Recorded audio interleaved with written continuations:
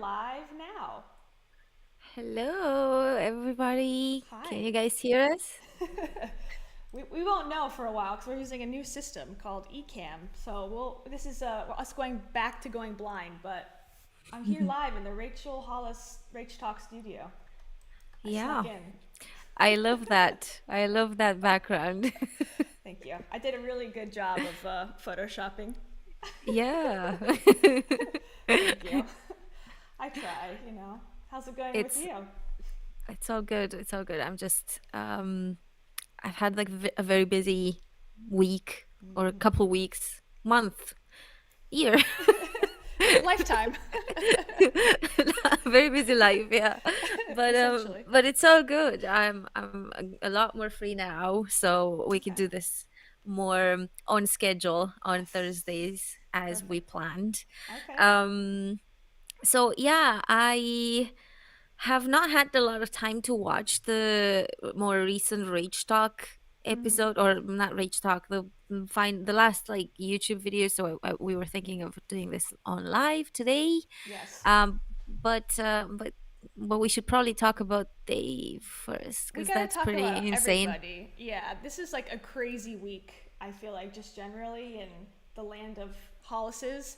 Uh, some surprises, I think, or some of the things that happened were like a long time coming, I think. And then some, but I guess the actions of Dave kind of took me by surprise a little bit just because of the timing, since, they're in the middle of like a fitness challenge and Dave was supposed to have like an upcoming book come out in May. So him stepping away from social media forever, it's kind of shocking at this point, but here we are. Yeah.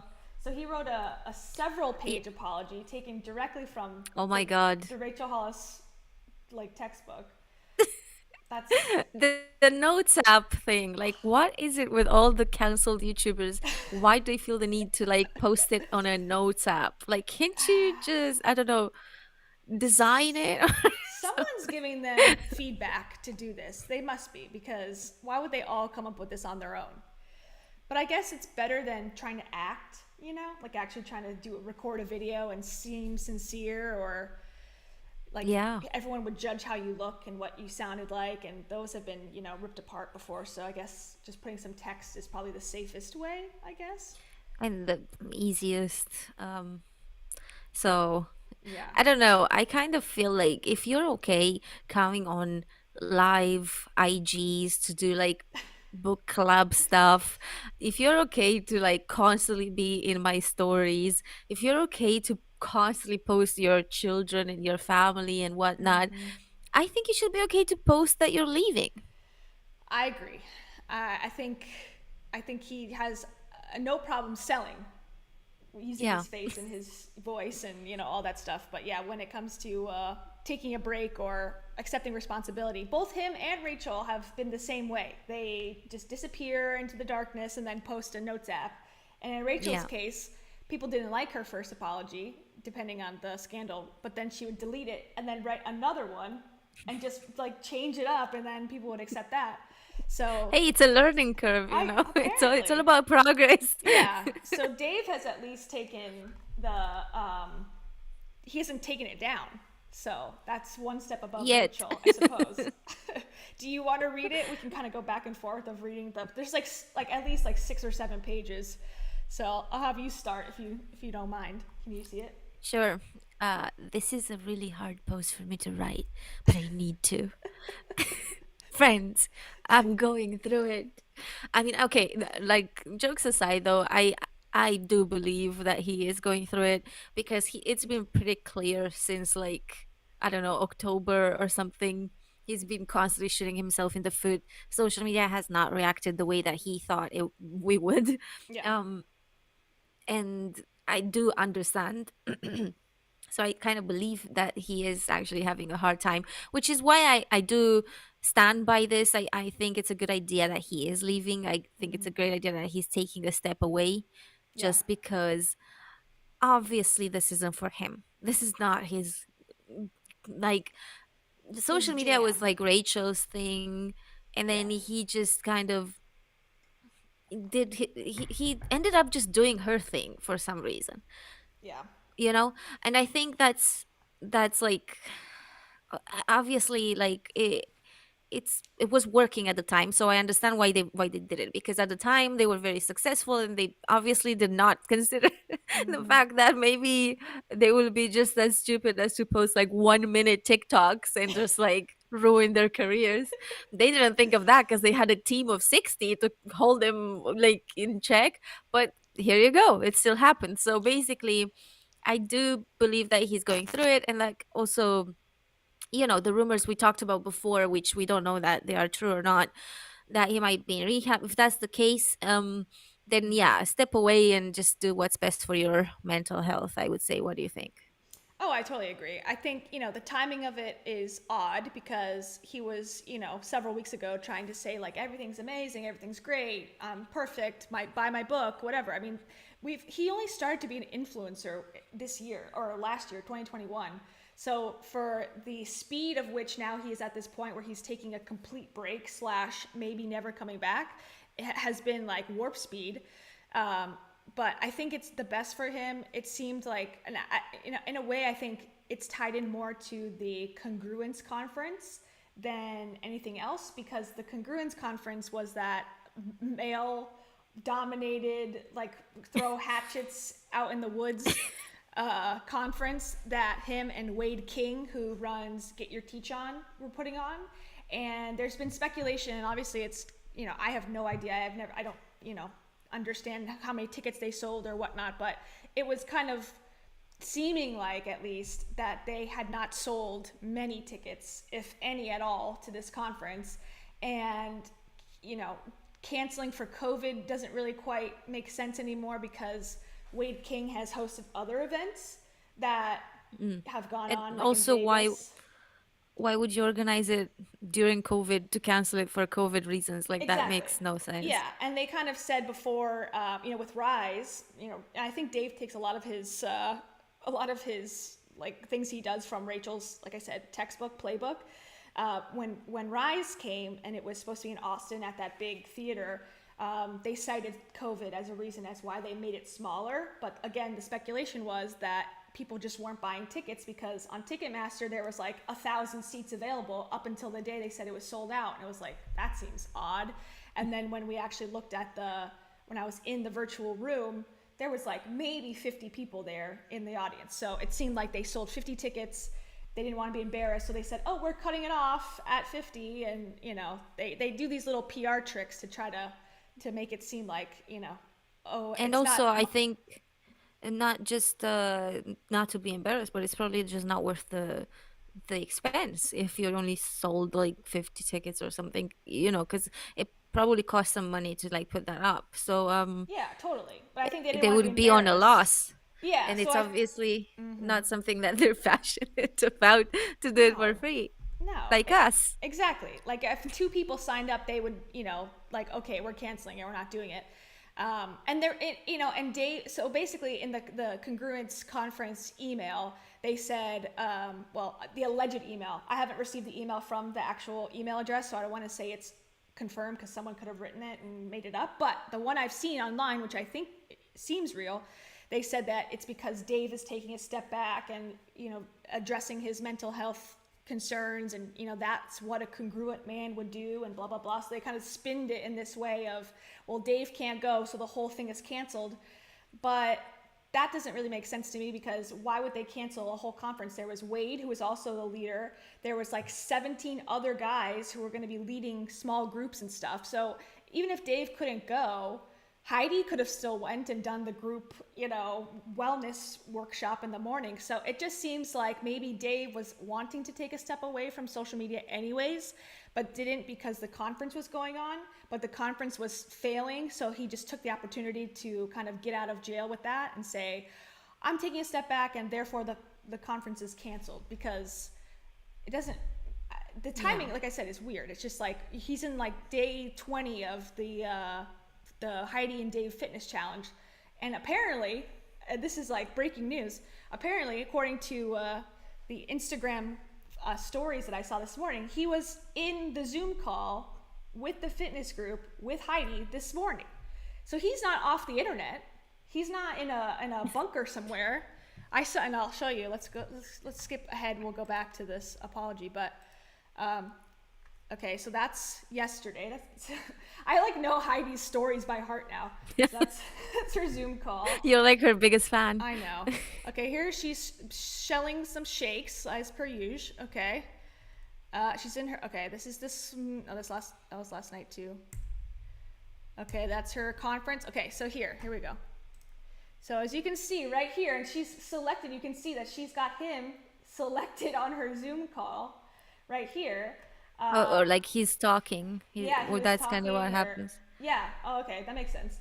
Yeah, so he's speaking or something. So I guess this was last night because 12 hours ago. So he was part of the group call. So he's not like gone from the computer. He's somewhere. He's in a place with a yellow background and a little thing. So he could be home, he could be wherever, but he's still talking to Heidi. So we've confirmed talking to Heidi still, and or at least part of her group. And then he's on the internet. So what do you think about that? Do you think it's like kind of unfair to say that you've taken a step back and then you're on a Zoom call? Um, so I kind of feel like it's just making me think that he doesn't want to be a public figure anymore. He just wants to be behind the scenes. Yeah. But here's the thing: I have a problem with. I just think that he's like afraid of something. I think that Rachel drops a podcast, Dave immediately leaves the internet.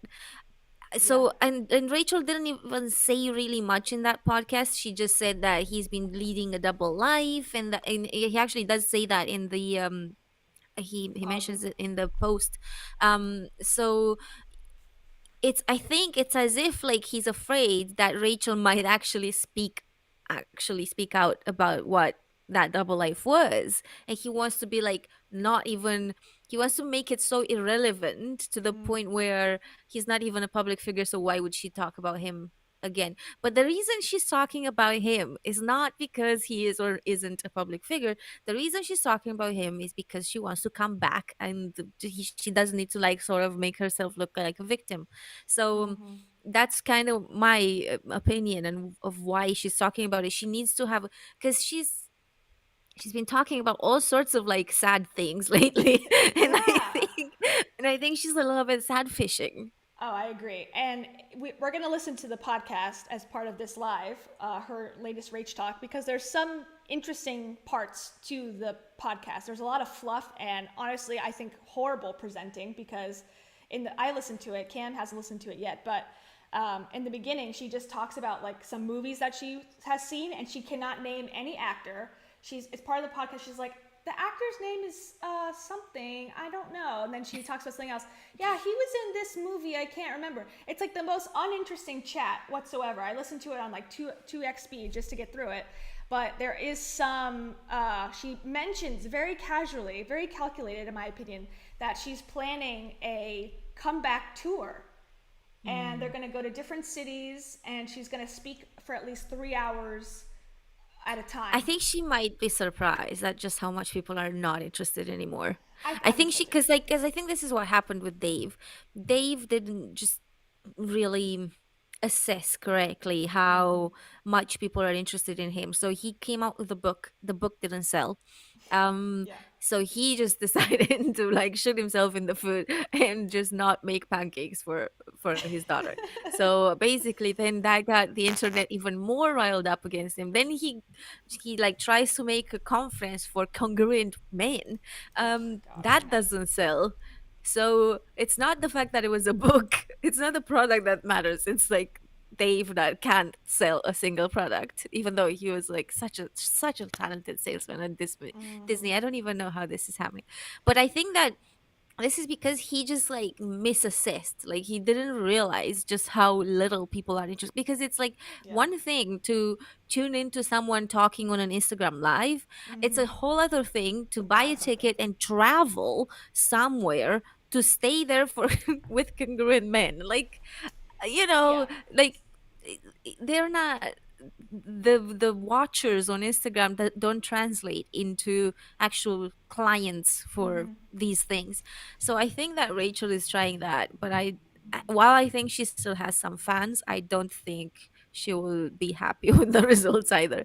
I think the fans that she has, I would guess, I don't know this for sure, but I would assume that they like her from a long time ago. Like they like the old Rachel, and they're hoping that that old Rachel comes back, and they're holding out for hope.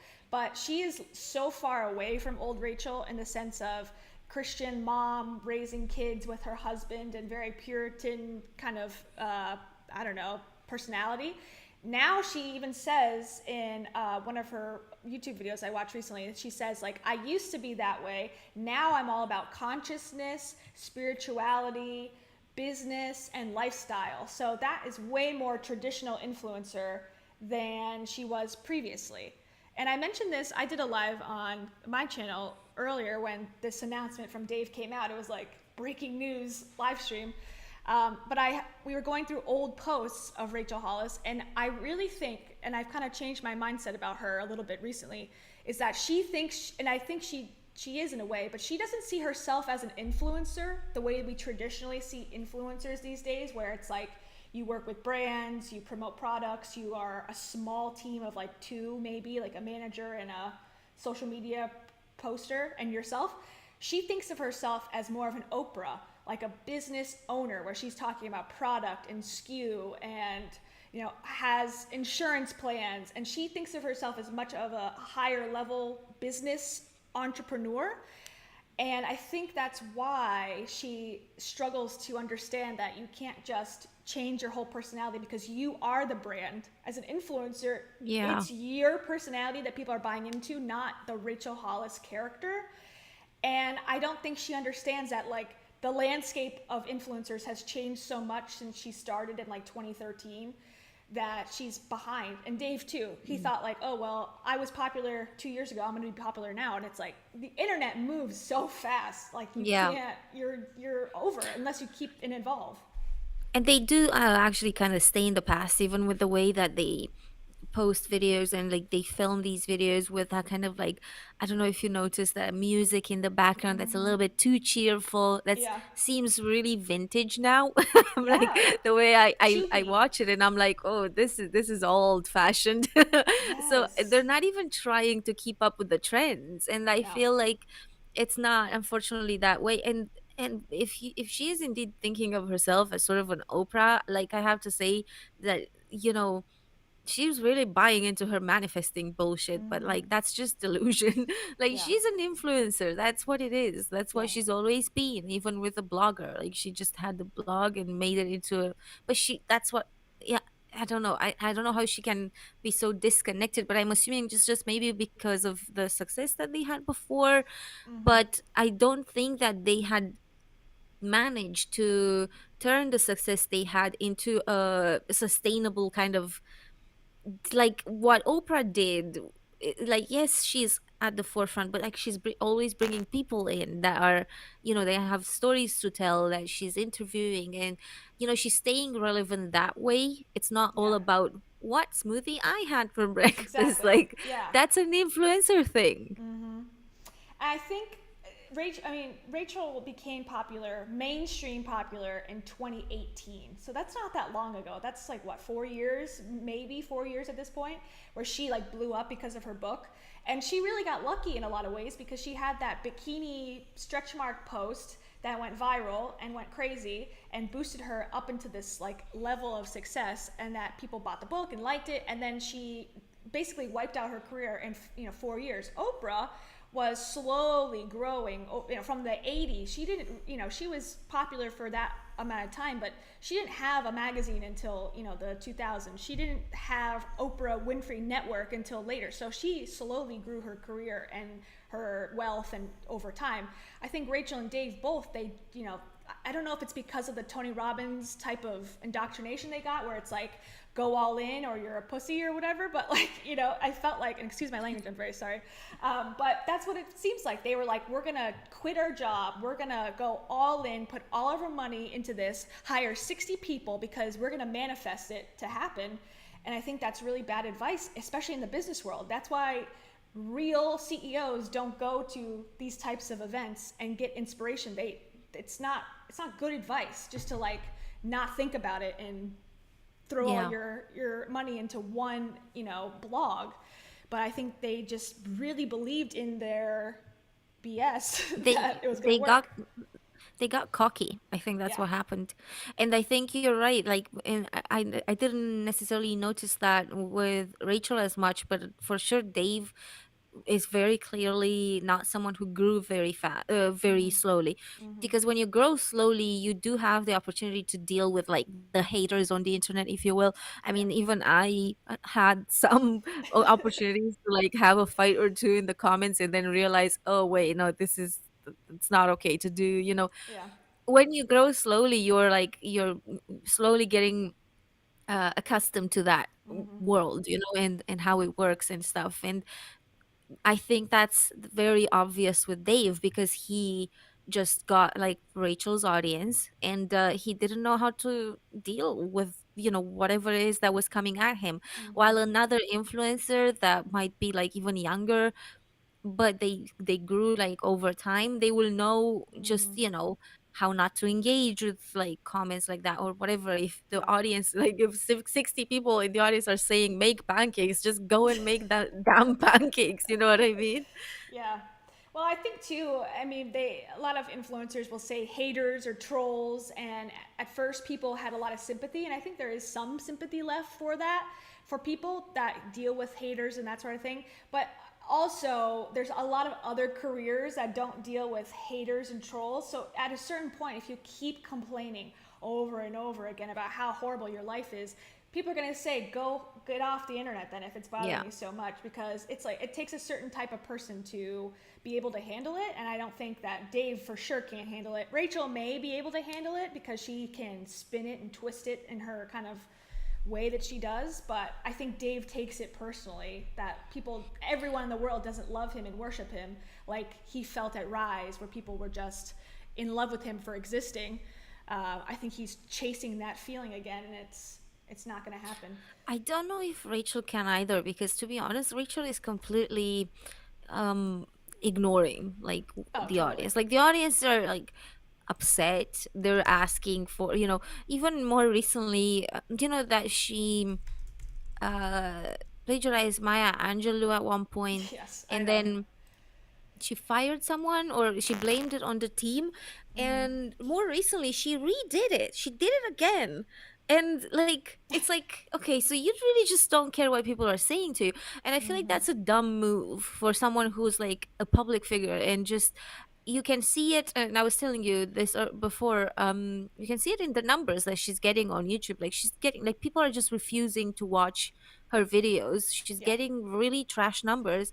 And I think if she was actually smart, instead of just being like, okay, so Dave had a double life and this is why, I think I So think we what are she at should our Sorry. Didn't mean to it's cut you okay. off. So I think what she should do instead is just really address the audience and be like, okay, so you guys have been complaining about this. Let me take them one by one. And this is not even remotely the same thing, but I watched something from Petty Page recently. I don't know if you know who she is. She's like a T channel type thing, but Love it. she's not problematic. But basically, she Yet. did a video where she changed her name, the name of the channel, from Petty Page to Page Christie or something, like her real name. And she was saying that she's had her, like, if you will, encounters on the internet.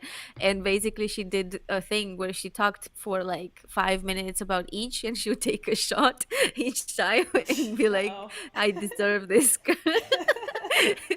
Oh And boy. I'm like, at least that's something, because like you're acknowledging that there have been some things. And Rachel is just like, I don't care what you guys think at all. And it's like, okay, but if you don't care, then why are you why are you trying to Why are you in like, this business? Yeah, why don't you go into finance or something where it's like, okay, it doesn't matter if you like me, I'm going to do my job and, do it well. yeah, It's like, this is a the like me kind job. this is a kind of job where you're like half of it and the other half is like the audience, like, Yeah. and it's very clear that she didn't care about the other half. And because she doesn't care about the other half refuses to help her. So she posts things, people refuse to click on them, and they would rather, I have a lot of comments from people who come to my channel and they say, I'd rather watch your video instead of going to give her a view. Yeah. And that's like actively going against, it's a form of protest, Yeah. to be like, yeah, we don't stand for what you're doing. So they're Hmm. protesting by not clicking on what Yeah. she posts, and she's just like completely like irritated about Ignoring it. it. It's just Yeah. like, yeah, like it doesn't matter. Of course. But do you think because she believes the garbage that she talks about, because she was inspired by Tony Robbins, that's kind of what set her on this path to get Dave to improve his life and kind of set them on a path of if you're not growing, you're dying, blah, blah, blah. And she attributes Tony Robbins for that. Do you think she was brainwashed by going to his conference and is kind of sort of a victim in that too? Or do we blame her for not being smart enough to kind of understanding?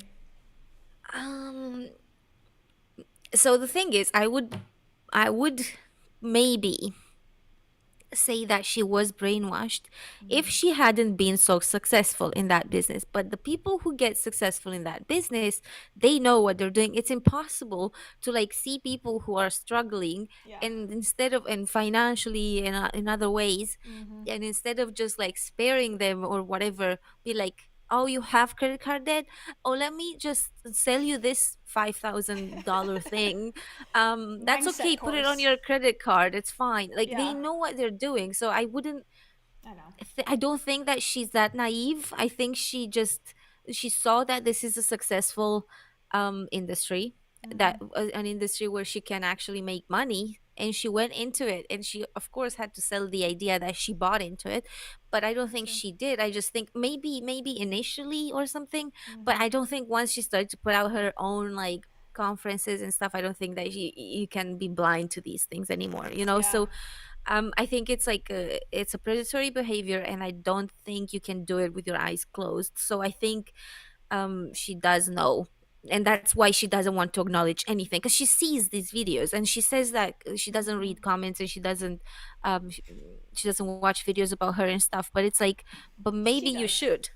She definitely did. She says she doesn't anymore. Maybe that's true. But when Toiletgate happened, where she addressed somebody in a live chat and said somebody commented and said you're privileged AF.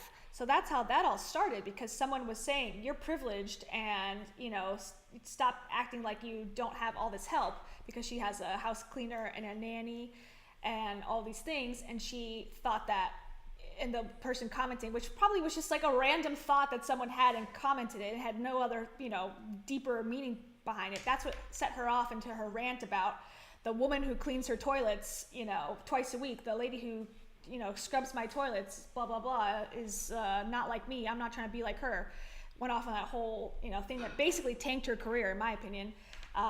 It started because she was responding to a comment. So the fact that, yeah, she doesn't see the hate or she doesn't understand it, it's, I don't believe that. I think she does see No, it. I agree, and I think if that was even true, and she never like listened to criticism, then I think that's the dumbest thing you can do, because Yeah. like people are quite literally telling you what to do. They're like, "Can you please apologize for plagiarizing my Angelou?" And you just go like, "Actually, it had nothing to do with this. It's like on my team."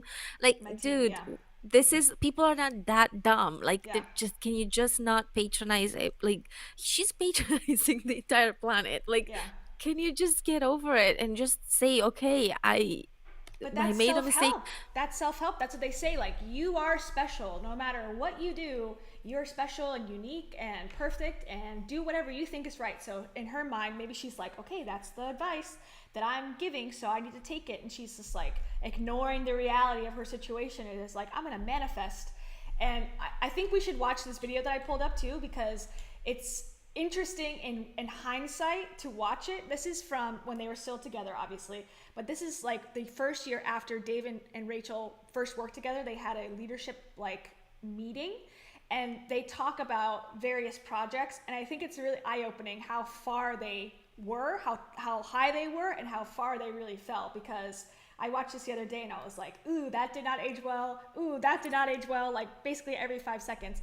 And one of the things Dave says in this is the best thing you can do as a team, and didn't really talk about Rachel in it, but said, as the Hollis company, is to read the comments. He said that's the number one thing everyone should be doing, because that gives us the insight into what to create for people. So that was the advice, like, what, 2 years ago when this came out? This is from looking into 2020. And of course, you could say, well, the pandemic happened, every business derailed completely. But I think this specific business could have done well because there's virtual conferences. People Yeah. wanted to start writing in planners, they wanted to reevaluate their lives. This company should have taken off tenfold.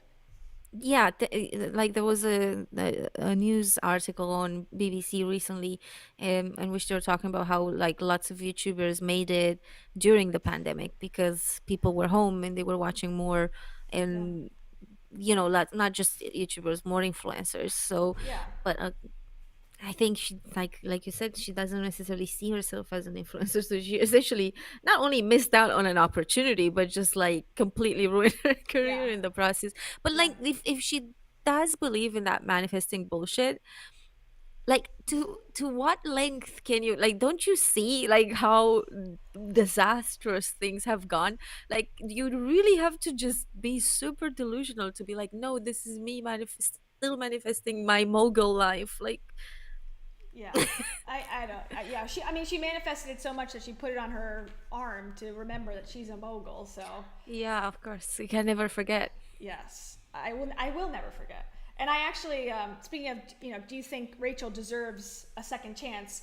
I put a poll on Reddit on the uncensored Hollis uncensored Reddit thread to see, because I could tell in some of the comments, because the group blew up because of this whole thing with Dave leaving and all that. So the group went from, like, when I joined it was like 1,000, and now it's at over 6,000. So people are jumping on board to join the circus, basically. But I started to see people really defending Rachel in Reddit, and I was surprised because I think now that Dave has gone so far down into his own rabbit hole of issues, now people are jumping back into the Rachel camp and going, well, maybe it was his fault the whole time. So I asked, and I said, do you think she deserves a second chance today, like as it stands, like she's, where she's at now? So out of 1,300 votes, approximately, 62 said yes, that she deserves a second chance, like right now as it stands. 788 said no, no way, still not buying it. And 490 said maybe, but only if she takes more responsibility for what happened before. So it's very little yeses. So a few said yes. Most people say no, no, doesn't matter at all. I'm never going back. And then there's some on the fence. But I don't think she's going to take responsibility. I have a feeling. That's her mistake. That's her mistake Yeah. right there, because there's just too many things at this point Yeah. that, and I can see that she probably just doesn't, she thinks that once she acknowledges them, and she might be right. That's the thing. Like, this might be one of those situations where she posts, if she does take accountability and she posts a video about it, she may just lose everyone. Mm-hmm. So she knows that, Yeah. and because of it, she is just not doing it. But in the process, like, there's more and more like people just kind of growing angry with her because like she just won't, it's like talking to a wall. Like, Yeah. what the hell, Wake Rachel? up. Yeah. Yeah, can you Just just admit stop it. doing these things? And she's like just not hearing you. She's just Yeah. nowhere, like, so it's kind of frustrating as an audience member, and especially if you liked her. And I was in that camp. I liked Rachel like Mm-hmm. ages ago. Me too. um I was never like a stan per se, but I really liked her motivation like videos and stuff. So, when you like her, and you're just like, come on, just, we want a reason to like you back. Like, Yeah. just give us something. And I want her to be like, yeah, okay, I fucked up in these ways, but not just like Specifically, yeah. they don't matter anymore. Like, they matter a lot. She's so So, vague. Yeah, that's the part. And I think it's on purpose so that you can interpret it whatever way you want to. And it's like, I think she needs to say verbatim, like, I should not have posted Maya Angelou quotes without attributing it to her. I didn't think that it was a big problem because, Instagram is a very confusing app for me as a mother. I don't know, something like that, where it explains it. Or like, I didn't think that, it was a big deal to rip off quotes and put my name under the bottom. Like, I didn't think, if that's what she thought, fine, maybe I can agree and say, well, it's still wrong, but at least she's admitting that that's what her mindset was. But she just like vaguely will say, like, my team didn't make me aware of a situation that was happening on or about this week. It's like, okay, I think she's talking about Maya Angelou, but I'm not sure. It's always like, you have to just like read it and like analyze it. Like we have a whole channel of like analyzing her posts. Like what do they mean? What's cryptically going to come out of this? And I think that's her mistake, because it works a little bit if you do it once in a while, maybe. But when your whole brand is like not being honest, and then you're saying like, I'm the most honest, authentic person ever. Oh, she said this again recently. Yeah, She I'm said the it most again in one of authentic. the, I think You this know was me. I on have to. YouTube. Yeah, she's And like, I I was have to like, how tell. can you still push that bullshit now? Yeah, I know. She's like, well, you know me. I have. Well, she recently talked about her miscarriage on a podcast, and she said in another podcast that she referenced that again. She said, well, you know me. I have to tell you guys everything. It's like, you don't have to. Number one, no one's forcing you to, and number two, it's like, I don't know, like, is that supposed to be some sort of like parasocial relationship? Because she says in one of videos, she's like, the reason why I brought that up, which is a very, I'm torn on it, because I think it helps a lot of women to be able to talk about it and whatnot, but I also think it could be triggering to hear someone else's story. So I don't really have an opinion on whether she should have shared it or not. But she says the reason she shared it is because she doesn't know any other women who have had Oh, miscarriages. yeah, sure. I know, And like, everyone had yeah, and miscarriage. that's what I think too. And she's like, I don't know anyone, so I wanted to put it out there to you so we could both like process it together. And I'm like, you, and she's saying you is a camera that is an inanimate object, because that's who she's talking to when she's recording these videos. She means it to me and the audience, but I think that's such an unhealthy way to be, and I don't buy it either. I think she's trying to emotionally manipulate Yeah. the audience to feel bad for her, and to also, feel like, oh, see, I'm like a close friend of yours. It's like, no, you're talking to a camera. Like right now, I'm looking at a camera. There's no one there. I'm not connecting to anybody. People are watching us. This is like a show. But I'm not going to say like, you at home, you're my best friend. It's like, who the heck am I talking to? That is like a typical like parasocial manipulation type thing. You Yeah. you can see it with a lot of like influencers. They're always Mm-hmm. like, "I love you guys," and I actually did talk about. I hate that. Even Dave said that in his post, and I Yeah. talked about it in my video because I posted I'll a go video back on to my it. channel about it, Yeah. and you don't like, it's hard to like I love having an audience and being able to discuss these things to Mm-hmm. with people who are interested in these things, and being able to comment with people and all that stuff. I like that part, but to love every individual person, that is an impossible thing to do because you don't know anything about them. It's easier Yeah. for them to love you because like when you're in front of the camera and you post for a long time, they get to know a little bit about your life and whatever. Sure. But I personally don't know anything about their life unless they have there's like a few commenters who've been with me since like I was posting like I live in Scotland videos. Mm-hmm. So sure, if they're like OGs and I remember them and whatever, like then there's like an emotional connection there. Mm-hmm.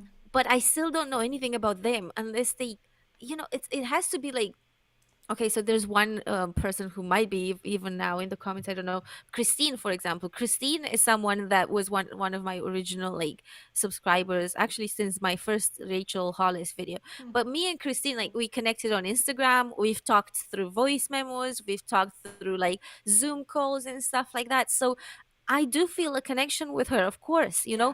but like I don't do this with like the All 10,000 10,000 subscribers I subs. have. Yeah. Yeah. You So couldn't. it's but I've heard a lot of influencers say that, and there's Mm-hmm. only one reason to say that. It's because like it creates a bond with Mm-hmm. in fact from the audience. The bond comes from the audience rather than from the influencer. The Yeah. influencer probably doesn't even care, especially if it's someone like Rachel who has like who doesn't even read the comments, who has like maybe an editor who just you know she Mm-hmm. doesn't care at all. Like she just does her bit. She comes in front of the camera. She decides on what to talk about that day, and that's it. And I think honestly, and this is going to sound mean, but I think that they actually hate the followers that they get, I think, deep down. And I mean that because when Dave was on his book tour, I say that very lightly, book tour, him and Heidi had created at the last second. They were traveling to like the Container Store parking lot to sign books when that was going on, when Built Through Courage first came out. He was crying in the car after he had just gone and seen all of these fans the day before and had fans coming the next day, because he saw that it was a smaller group. He saw that it was all women, and he saw that they, just loved him probably for the reasons that he doesn't really love himself, perhaps. And they were like, I love you with Heidi, or I love you with Rachel, or whatever. And he probably feels bad about that. And it was awkward because he was so upset that the book tour wasn't successful, but then at the same breath saying like, well, I met one guy who I changed his life, so therefore it's all worth it. But then he came home and did Pancake Gate, so obviously he wasn't in a positive, relaxed mindset when that was all going on. And it makes me feel like he hates the fans that are there with him because secretly, deep down, he hates himself. And that's how I feel. Maybe that's too analytical, psychological babble, but I that's what I think it's think. because like they don't care. They don't just give a single fuck. I think the reason they hate people, and I agree with you. I think they don't actually like their audience, and I think they, if they did, they probably wouldn't try to like what's the word? I forgot the word, but they wouldn't try to rip them off. Yeah. Is the word so often. But Mm-hmm. basically, I think they are just really after the money, and I I think think so that too. Dave is like, oh, I'm meeting these people, but I don't care because this isn't 100,000 books. This is three people or five people or 10 Yeah. people or whatever. I can't So scale that's that. not a good number. That's Mm-hmm. not money in his pocket. Because Yeah. I think if he was like selling this book and like 150 people turned out, like he would be super happy. Like he would Mm-hmm. be like, okay, that's a Yeah. a good day. I sold 150 books. Yeah. But I don't think he sold any, like, not nothing like significant. It didn't Mm-hmm. translate into money in his pocket. Yeah. And I think it's the same with Congruent, and I think it's the same with Rise. And I just think like as long as it translates into money, they love their Mm-hmm. audience. And like if it doesn't, they just don't give a fuck. Yeah, I think the audience is a singular thing to them. It's not, 20,000 people individual have their own stories and their own, things going on in their life. It's an audience as a glob, like one thing that they like because it brings them money, it brings them adoration, it brings them social media, attention. So I think that's what they like about it, not that they're actually interacting, because they're not really interacting. It's a one-way conversation every time. They're just spitting out their feelings and their, beliefs at people, and they buy it. It's not that they're saying, well, I think this and I think that. It's like, no, like they could just not read those comments, and then it's a one-way relationship.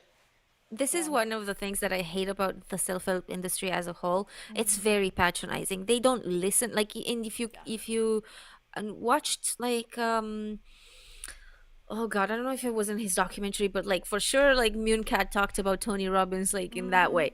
But she Oh, he's showed bad at clips it. like he's talking to people. He doesn't care. Oh, Gary Vee too. Like he doesn't let them finish their sentence. It's like he Never. doesn't care what she has to say. He just wants to get to say what he has to say, and that's Yeah. it. He doesn't care about Mm-hmm. that person. Like even to the point of letting that person finish her sentence. Like for fuck's sakes. Like Yeah. oh. That she paid probably a lot of money to get up Like there to be able to ask him a question, because that's a special tier of the event, most likely, to ask him something. And he's going to be like, yeah, yeah, yeah, yeah, yeah. Anyway, so let me tell you about, what I so just believe. imagine your family being shot in the face, okay? Just forget about all this bullshit you're about to say. Like Jesus Christ. And I have heard about the fact that this costs like $10,000, but I don't know for sure. This is something I need to double check. But if it is $10,000 and you get in front of Gary Vee and he doesn't let you finish your fucking sentence, Mm-hmm. like Yeah. what I the fuck actually, was the point? oh God, I actually saw Gary Vee live one time, and it was this is before I was changed, before I was reborn into the anti-self-help industry side of things. But I went to see him because, yeah, I was like, I didn't like my job. I was kind of like in a mood. So I saw he was coming to town, and I was like, all right. So I went to see him. And the same thing happened. Like, people asked questions and you had to be a VIP. So the ticket cost like $40 to go. So I was like, okay, that's reasonable to go. However, the trick was, and I figured this out when I was there. So Gary Vee talked in the morning, Tony Robbins was talking in the afternoon, and in the middle were all these scammers that would sell you on real estate packages, that would sell you on pyramid schemes, that would sell you on whatever. And you couldn't physically leave the building. If you left, you didn't get to see Tony in the afternoon.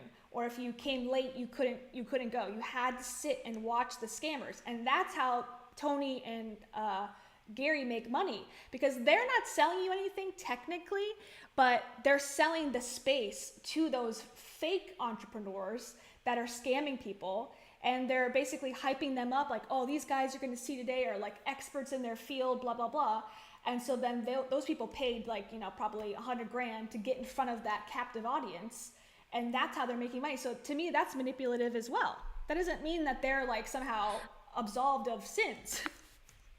I think it's interesting that you separated them, because in my mind they're the same, just at different levels. So I Yeah, think that Tony and Gary are just the same as those guys in the middle, except those guys are like Tony wannabes. yeah, They're just like totally. lower on the success level, if you will.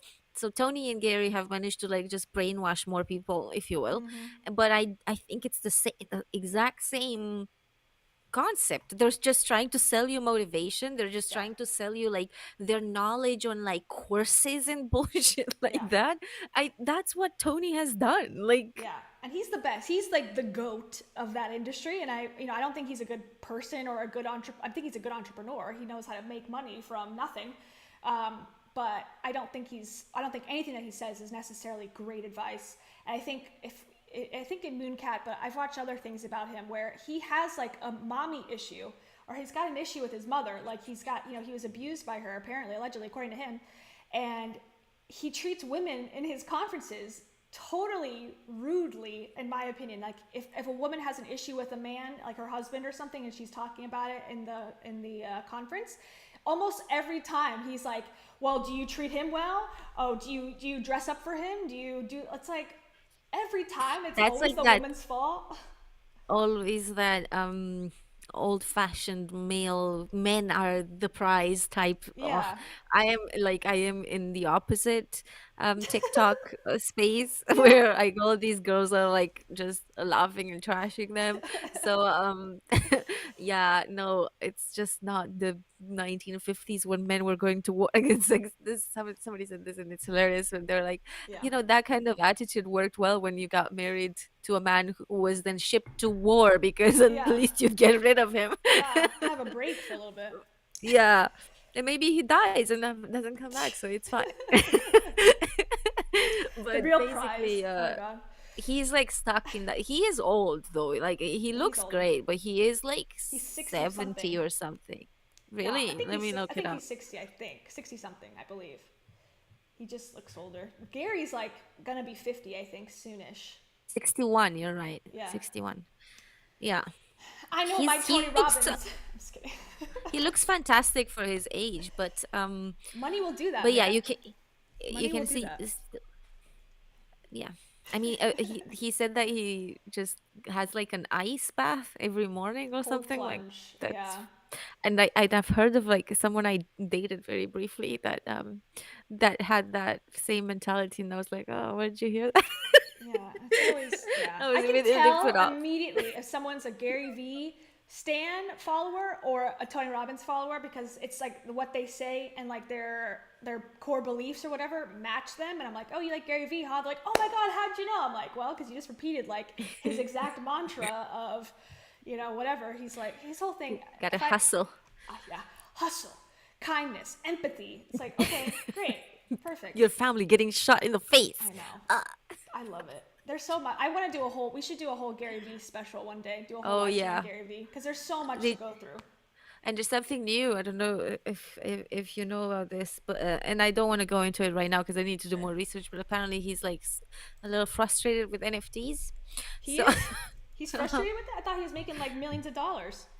well, I don't know. That's why I'm saying I want to look into it a little bit more before I Say really talk about anything. it. But yeah, I saw something briefly about that. So I'm gonna show you potentially something. NFTs are not doing as well as he expected. Pretends it is. Okay, I'm gonna show you something, and don't be alarmed.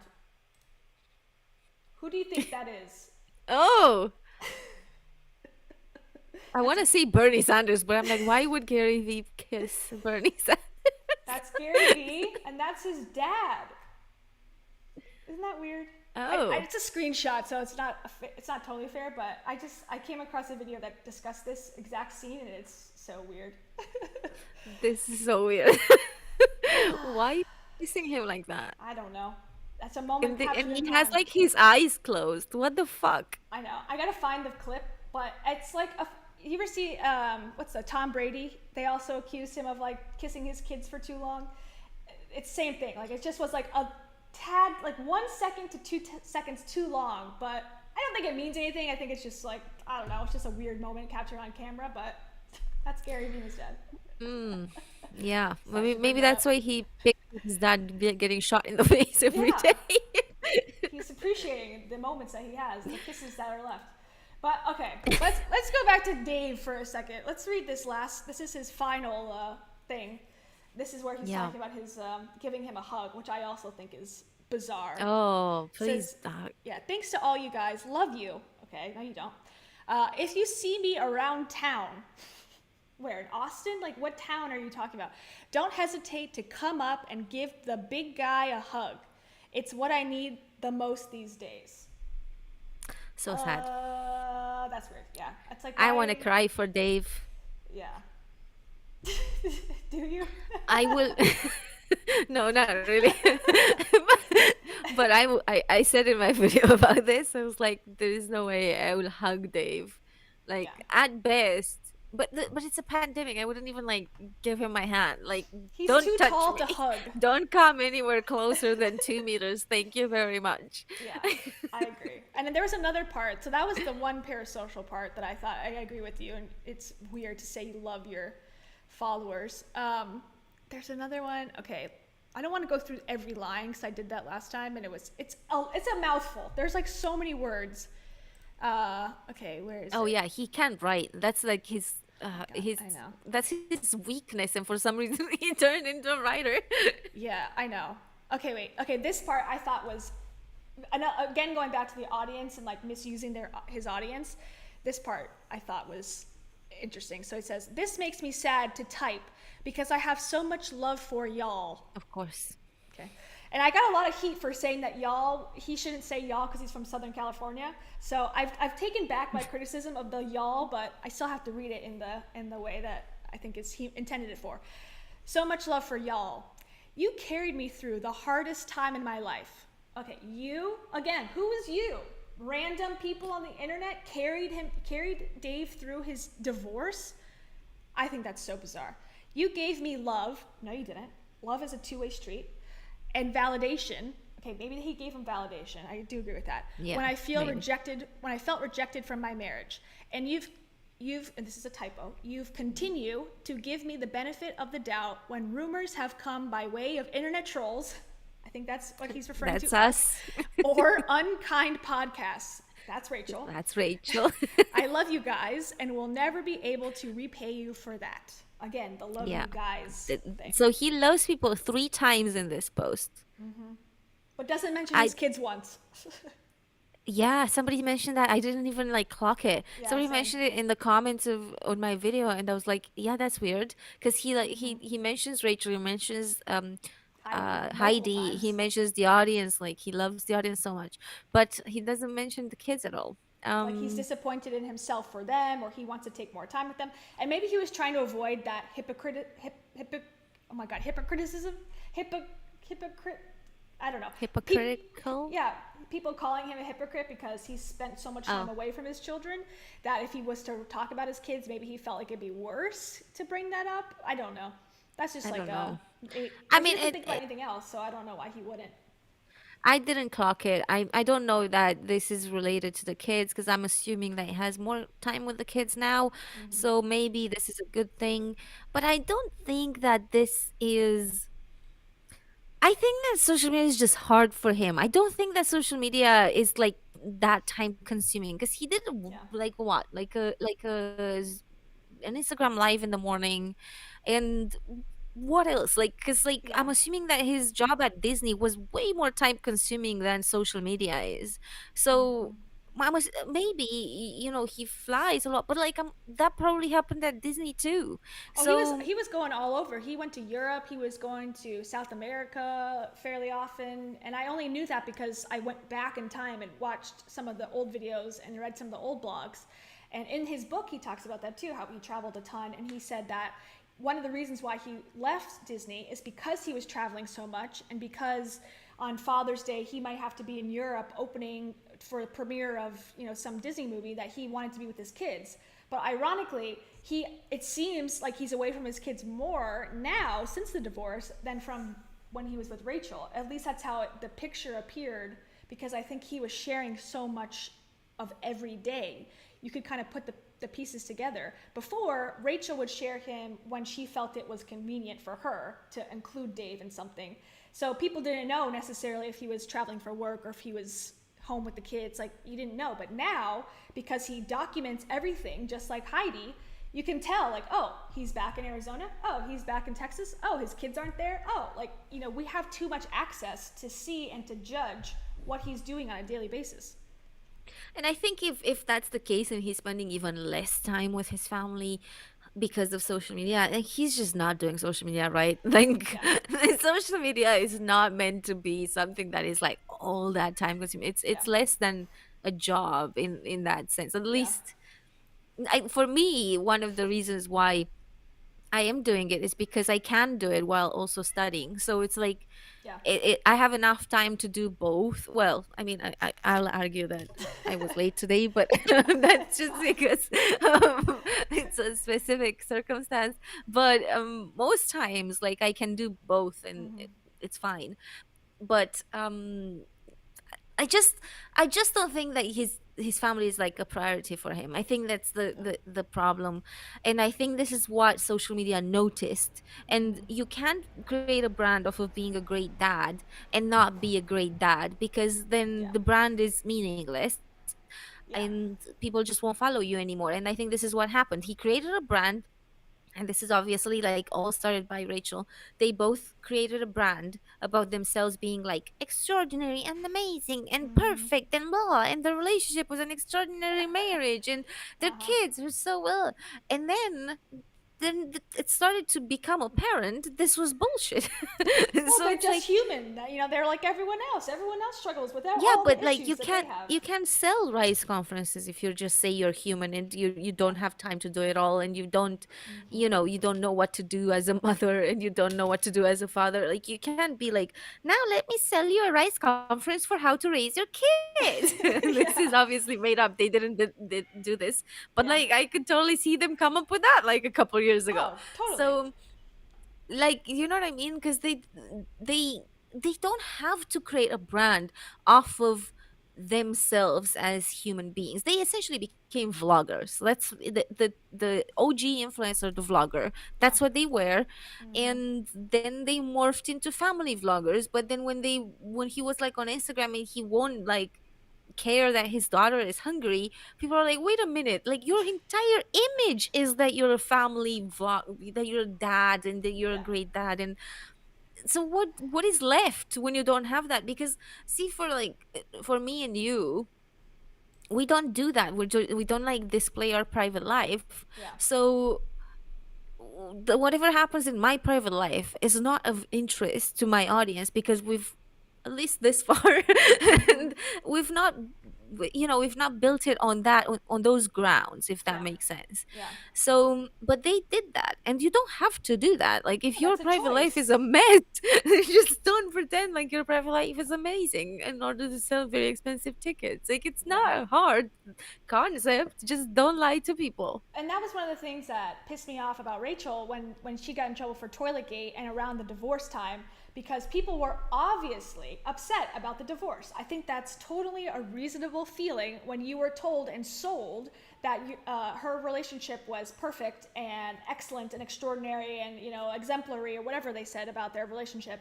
And because everyone felt bamboozled, like, wait, okay, yesterday, a week ago, you guys were talking about your makeout sessions and how amazing you guys are in quarantine, and now you're divorced. That seems like a big leap. Did something happen? Like, what's going on?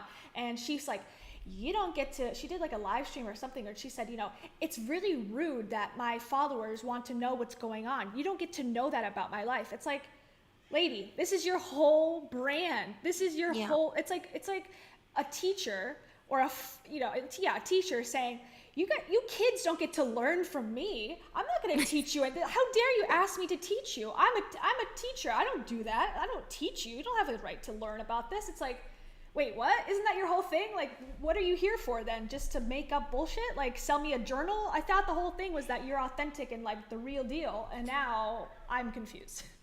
This is what happens when you lie and when you create a false brand, Yeah, they can't because last. you can't come back from that. Like there's No. she will have to, she has no choice but to actually be authentic in Yeah. order to come back, and she won't do that because she'll lose the last few, potentially the last few people who are still brainwashed by her. Mm-hmm. So I don't know, I just don't think you can lie that much and just continue to have a flourishing career on social media. Like Yeah. she's not cracked the code on the YouTube algorithm either. So No, she has um not, and she's trying. She's trying to bring it back.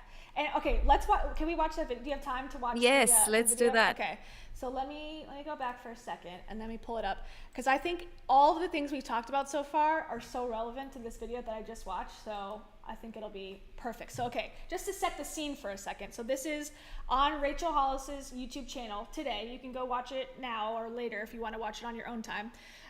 But it's Rachel Hollis and Dave Hollis reflect on 2019, look forward to 2020. So this is when they were working together in Austin. They had a fairly large, I think 60, allegedly 60 plus company because they got PPP loans during the COVID times. So it said, I think like 60 employees. That's a pretty significant company, still small business, but growing. And they actually talk about that in this video. But I think the things that I'll say at the top is look how they interact together. This is a year or so before they divorced ish. Probably not because they announced the divorce in June of 2020. So this is right around that time. You'll see how they interact, which is, in my opinion, not great. What they're focused on, which one of the things is the Quibi show, which as we now know, Quibi did not, Oh, did not Quibi. survive the pandemic or anything. And they also talk about the Rise app and how successful and how she was going to manifest that to be $1 billion app, and which is now basically totally Right. defunct basically at this point. It's It still should be there, free if but it's not. yeah, I think it's $10 a month or something, but I don't think many people, I don't, she never talks about it. She rarely speaks about the Rise app, and Dave's all a part of it, so then maybe that's the reason why, but I don't know. Okay, The so Rise let's, Up also had some criticism. Sorry, before okay. we hit play, and I want to talk about this because I mentioned it in my video, but I didn't give any context, and I think people misunderstood what I said. So, basically, the Rachel was on an Instagram live at one point that I caught, Mm, and I didn't record it, so I don't have a proof, any proof of it. But I'm sure that if I was going to through her Instagrams, like I would probably find it. yeah. Although she has so many that I'm never gonna do that. But Oh, I will. basically she somebody in the comments on an Instagram live when she was like announcing the Rise app said something about the fact that they're not inclusive to disabled people or people who Oh, are I remember differently that. abled. Mm-hmm. And she was like, "Oh yeah, I never thought," you know, like it was just word salad, like Mm-hmm. started to come out. Whatever. Either way, like the app was not inclusive. Like they didn't have anything that wasn't for people who, like if you were to be in a wheelchair and not be able to stand up, you couldn't do like Mm-hmm. most of the Most of the exercises workouts. that they had on that. Mm. And this is what I was talking about in my video, but I didn't give context to it, and I just said that the Rise app was ableist. And then somebody was Mm. like, just because it's called Rise, like you call it ableist. And I'm like, no, no, no, it's not about the name. But About the content, yeah. yeah, and it's like it's funny, but I was saying my point was that it's a pattern of behavior because they didn't have any um, qualifications in like marriage counseling, and they created a counseling couples event. Mm-hmm. They don't have any qualifications in the fitness industry except for the fact that they're fit, and then they created a Rise app that is for fitness. But if they just left it to the experts, Experts. maybe the experts would have thought about like these exercises can be done like in other ways too, like for people who can't, or Yeah.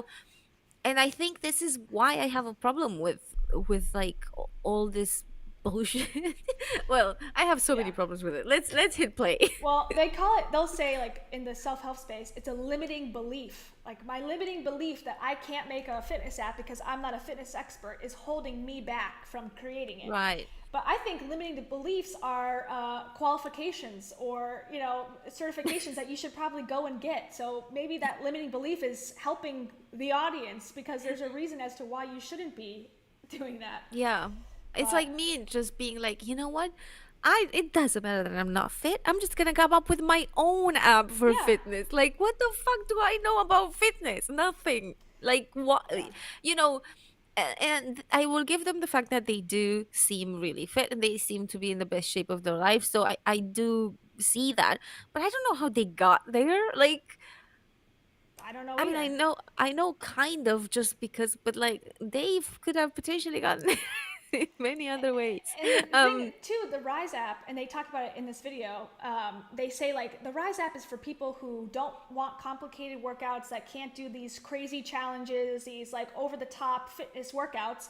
And then literally Dave jumps ship, goes to Heidi, and they open a fitness challenge, which the moves are like so incredibly difficult that like none of the people can do it. I like Heidi shows these things where it's like 17 different moves, like, okay, take the jackhammer and swing it around and then chop the wood. It's like, oh my god, like that is the total opposite of what Rise is. But if so, this to me, watching this video, it seems like bullshit that Dave would believe in this, exercise should be accessible. He thinks that he's more into the opposite, like the traditional fitness, like drink, hunger depleting protein shakes and do some dumbbell lifts or whatever. I don't know.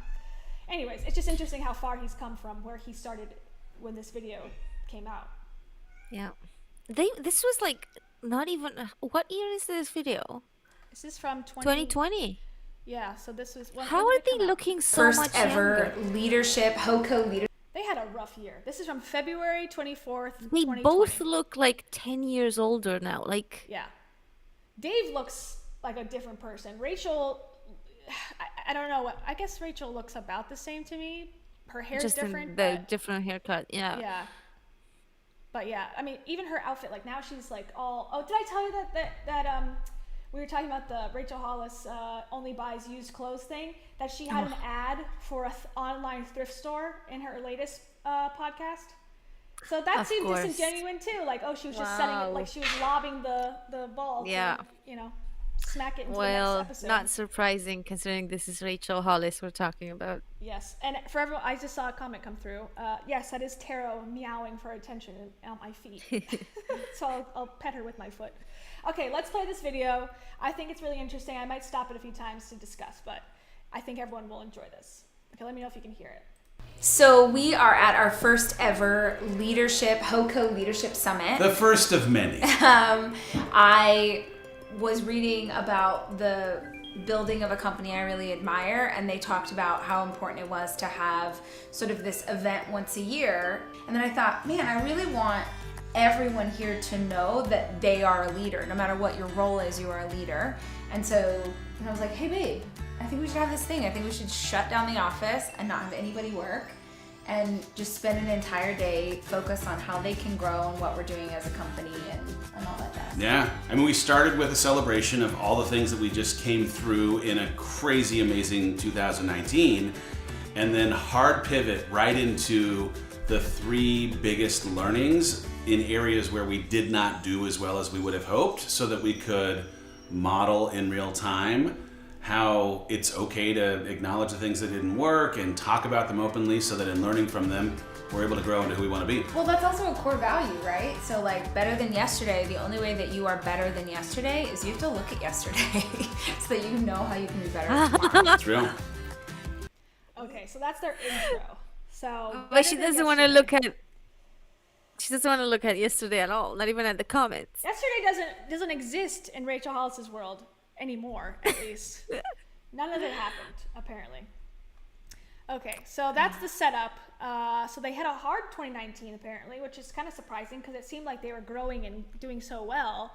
The fact that they were struggling, or at least had hard times in 2019, was kind of interesting.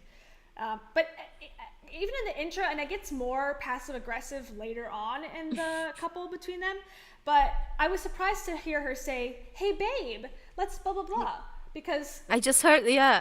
I was like, Surprising. ugh, that's, yeah, it sounds fake as fuck. yeah, she must hate him at this point, I would imagine. She claims she did, or she hated him for like years, but hey babe, it just seems kind of an interesting Yeah. choice of words. So okay, let's continue.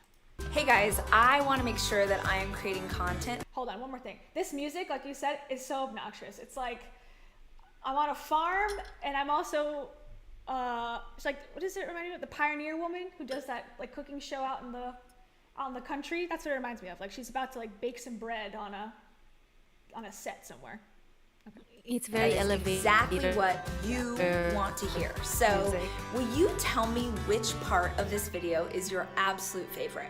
Comment below and tell me, did something make you laugh? Did something make you cry? Did something super motivate you or light a fire under your butt, or any old thing at all? Let me know down below, and make sure you tell me what minute it happened at so that I can create around that exact thing. Thanks, guys. I mean, number one, and number two, and number three for me are people who are able to identify. So what it says, I don't know if you can read it because our faces are here, but it says, "What are the best qualities to be a leader?" That's what he's answering right here. And it just started like that. That wasn't me skipping ahead. It just started like, it went from that intro to this recorded live. This is during their actual team leader meeting thing. The issue that is preventing them from achieving their goal, and a set of possible solutions that would help them overcome those obstacles. So the reality that problems are going to exist in your pursuit of trying to achieve and exceed the goals that we have, that is a guarantee. But the difference between someone who is a worker on the team and someone who is a leader on the team is that the leader sees those issues and then walks into the office of someone like myself or Kristen or Ray or whoever and says, "Hey, this issue is happening." Like, not afraid to admit that the problem exists, own immediately that the problem exists. And as the subject matter expert in this field, here are the couple of things that we could consider doing and what I would recommend that we do based on my experience. What do you think? And the answer is, there's plenty of times where I, as a leader, have walked in with a recommendation that was rebuffed by someone who had more experience. But I very rarely would walk into my boss's office and represent that there was a problem without a possible solution. I felt like a lot of that was what? Excuse me? So what do we do now? I also just don't understand, why does everyone need to be a fucking leader? I'm just so sick of that narrative. Like, people Who are should you just leading? do what they enjoy doing and just forget about the leader and I don't know. Yeah, so basically he's saying to me, like, read between the lines, was like, stop coming into my office to tell me that we have issues or that there's something wrong with the brand and then you don't fix it yourself. That's what I got from that. Like, okay, stop wasting my time. But maybe I'm just like What a leader. What a leader to Yeah. have. You just love to have a leader that you can't even approach when you have problems. Yeah, don't approach if you don't have a solution to the problem So already. just approach them when you have a celebration, or when are they gonna step into their leader position exactly? guess they If have to when you figure it have out. problems, that's not a good time, and you should already have the solution. Yeah, and he could have concisely said that, like, hey, don't really come to my office. Don't come to us unless you have solutions to your problems. I want to have solutions. Instead of like the 12-hour, and then the obstacles of which I would do. Like the way he talks is so odd. I see people are saying that he talks so weird. It is very, very weird cadence. But okay, now it's Rachel's This was turn. Wait, before you go into Rachel's turn, Yeah. this was, I don't know if you remember, this was in the book. Rachel wrote him an email Oh yes, I in remember which that. she was calling him out for being a terrible leader, for ruining like, her I love that. company. I love it. And basically she was saying in that email, he posted that damn email. It's so funny. Like, I don't know. Like, that's embarrassing, dude. You don't post that. But she was saying stuff like, you can't just do that with, like, you might have been able to do that at Disney because it's like a large company or whatever. But we're a small company. You have to know what problems we have, and this is exactly what he's saying here, because he's like, don't come to me with problems, like, come to me with solutions. And that's exactly what it was in the book, Yeah. because she said that in the email, like, people, you're expected as a CEO to know what the problems are, because this is a small company, this is not Disney. And he's like, So this is I don't like that. like a big issue in their In their world. in their working dynamic. And he's the CEO now at this point, I believe. So And he's- that's what rubbed her the wrong way, yeah. So she's to the point where she was like suggesting books for him to read. Oh my god. In that same email, she was like, maybe you should read this, how to lead. Hooked on phonics, how to write a complete sentence. Here it is. Oh, okay, that was me. Okay, let's continue. And I think sort of a why behind that too is that it shows us as leaders that you are already sort of thinking down the road. Even if what you come in with doesn't end up being the solution that we go with, doesn't end up being the right choice, it just shows us that you already sort of had that forward momentum. You're not coming and going like, I don't know what to do. You're like, okay, I'm not totally sure if this is the right thing to do, but I got 6 ideas of how we might make this better.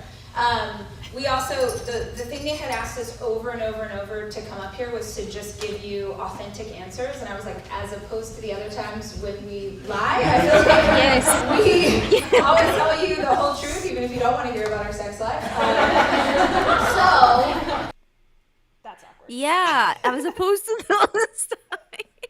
It's funny how she's defending his strategy here, but then in that email that she sent him, she's She wasn't. completely like not on board with his strategy. Yeah. Like she wanted him to just be like, just like roll up his sleeves and be in, she put it this way, be in the business, not hovering above. Yeah. And this is what he's describing here, like being like, oh, I don't need to know about the problem. You Until you have a solution, come to don't me tell me with the about it. solutions. Yeah. And that's kind of sounds to me like hovering above, and that's what she was talking about. But it's funny that she's like defending his strategy here. Well, I guess they have to have a united front. I mean, he is the CEO of the company, so if she disagrees with the CEO of the company, that shows that the leadership team is having trouble. So maybe appearances might be more important, I guess, as a cohesive group, to look like you all are on the same page, even if you're not. But I don't think an email, maybe that email wasn't supposed to go out to the public. But No, not at all. Like Dave is like, okay, we divorced. Well, I'm gonna show her, and actually, it just shows him as an incompetent. Yeah, shows that he's an idiot. I think he was pissed, and I know he was pissed because he talked about that in his book too, about how Rachel was so open about their sex life, about how he was an alcoholic, how this and that happened, how he was a jerk when they first met. So I think that was his way of getting back at her and like, I'm going to show that she's a bitch.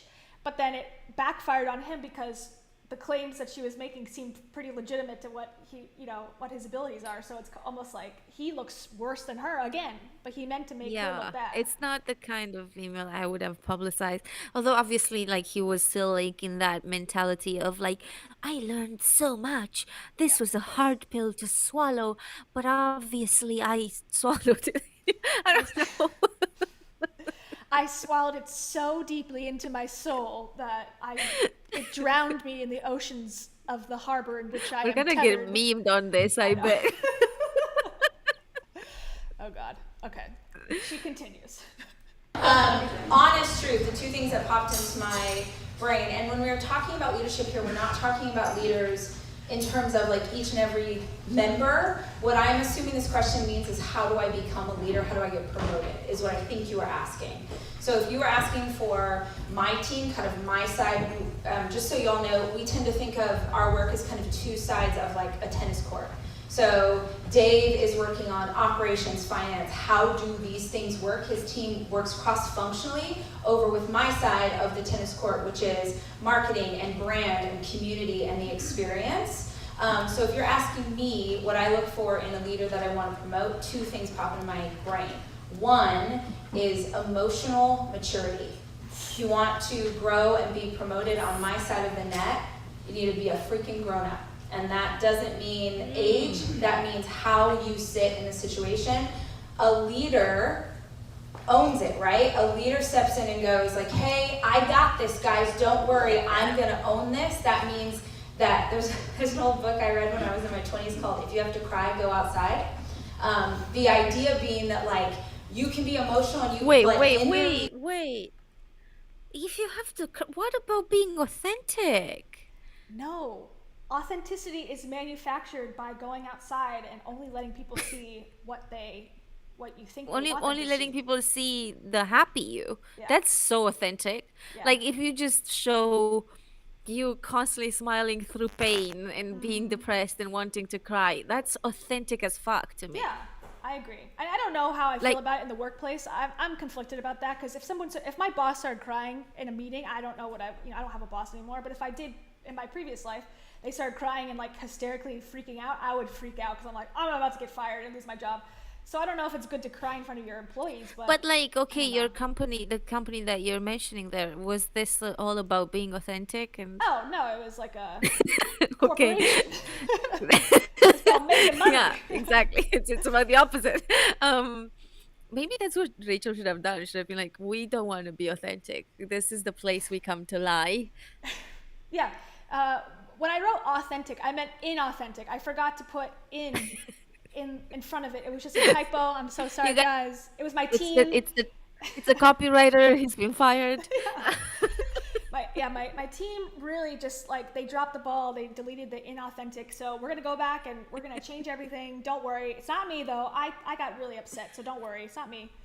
Yeah. That's what it seems like. I'm And- totally inauthentic still, but yeah. Yeah, I think too, like this was shot kind of, obviously it's shot on the side. It's not really their style of shooting.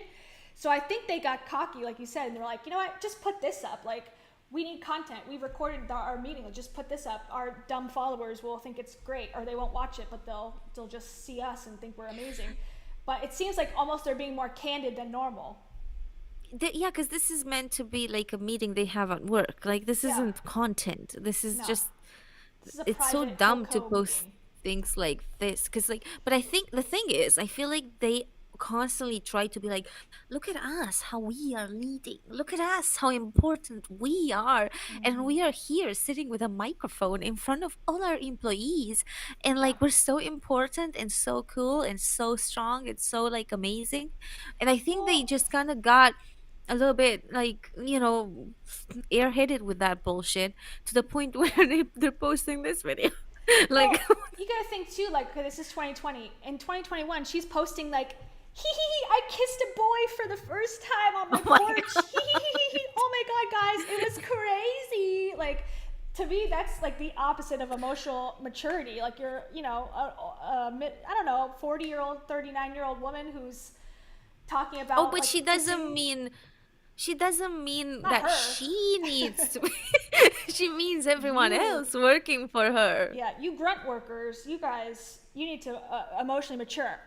Me, on the other hand, I am the COO of this company. Therefore, my emotional maturity is irrelevant. Rachel made some mistakes with this. Like while I give her credit for getting to where she was, I think she just didn't know how to handle it at all. Like, and this is very sad to watch because, like, first of all, you don't give your CEO title to your husband that you just struggle in your relationship with, in order to what did he do? Because he actually like did a bad job for a while, Yeah. if not for the entire time. So and I think it's arguable that it was for the entire time now that the company is defunct. So he did such a bad job that the company died. Like, They don't even have you know what I a mean? physical space But- anymore. But she did this first. Like, she gave him the CEO title, which is something that she should have never done.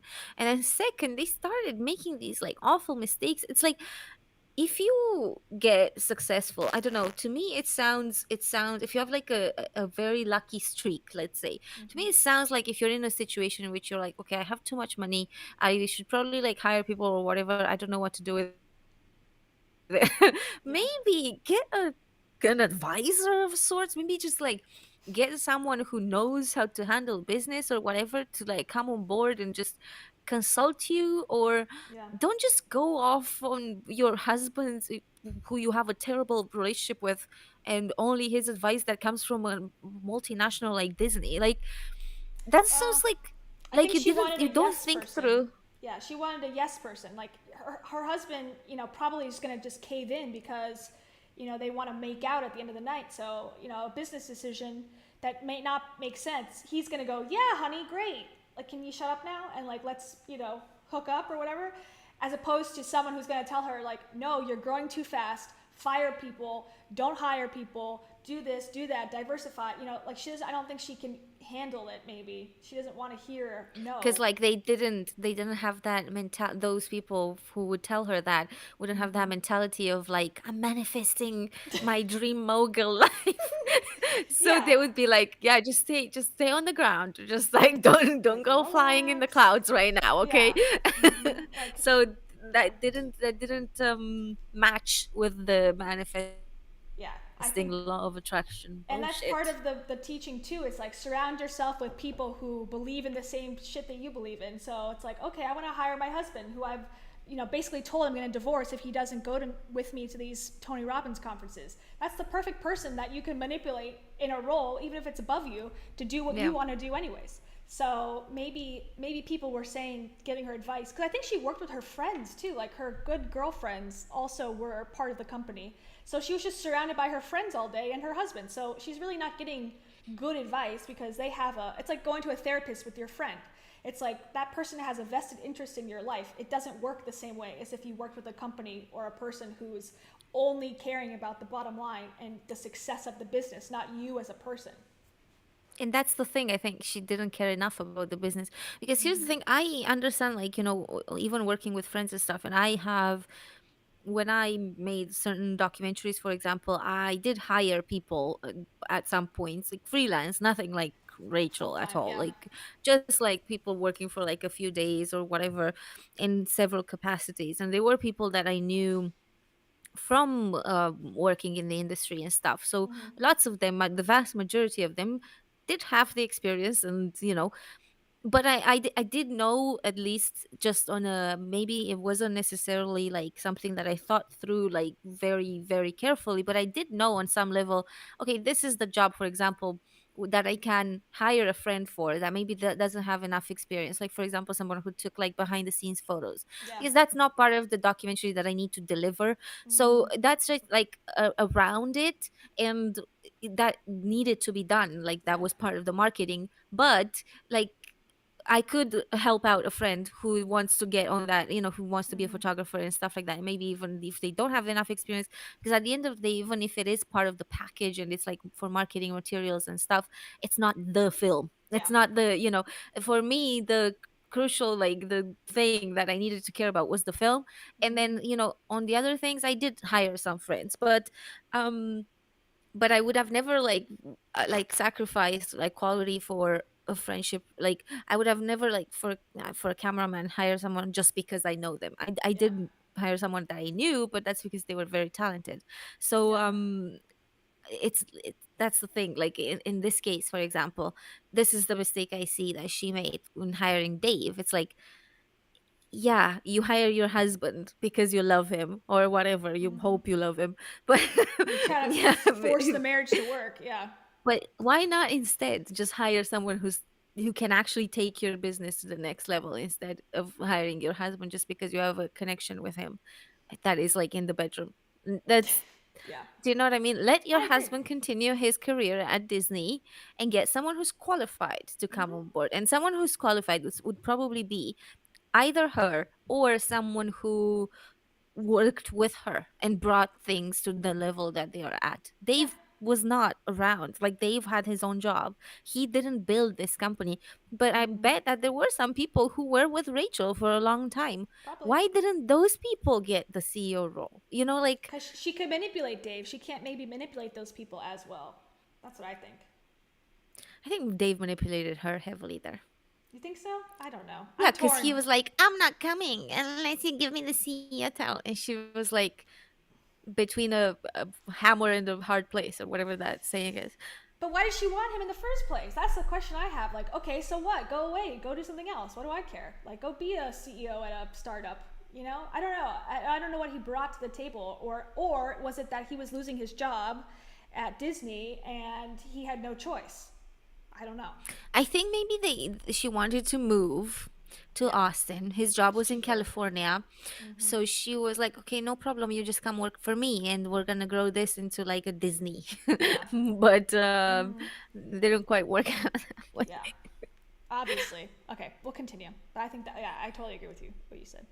Leadership role, your team should never see that you're afraid. They should never see that you're struggling. You come in and you have the emotional maturity, like Dave said, to have a plan of attack.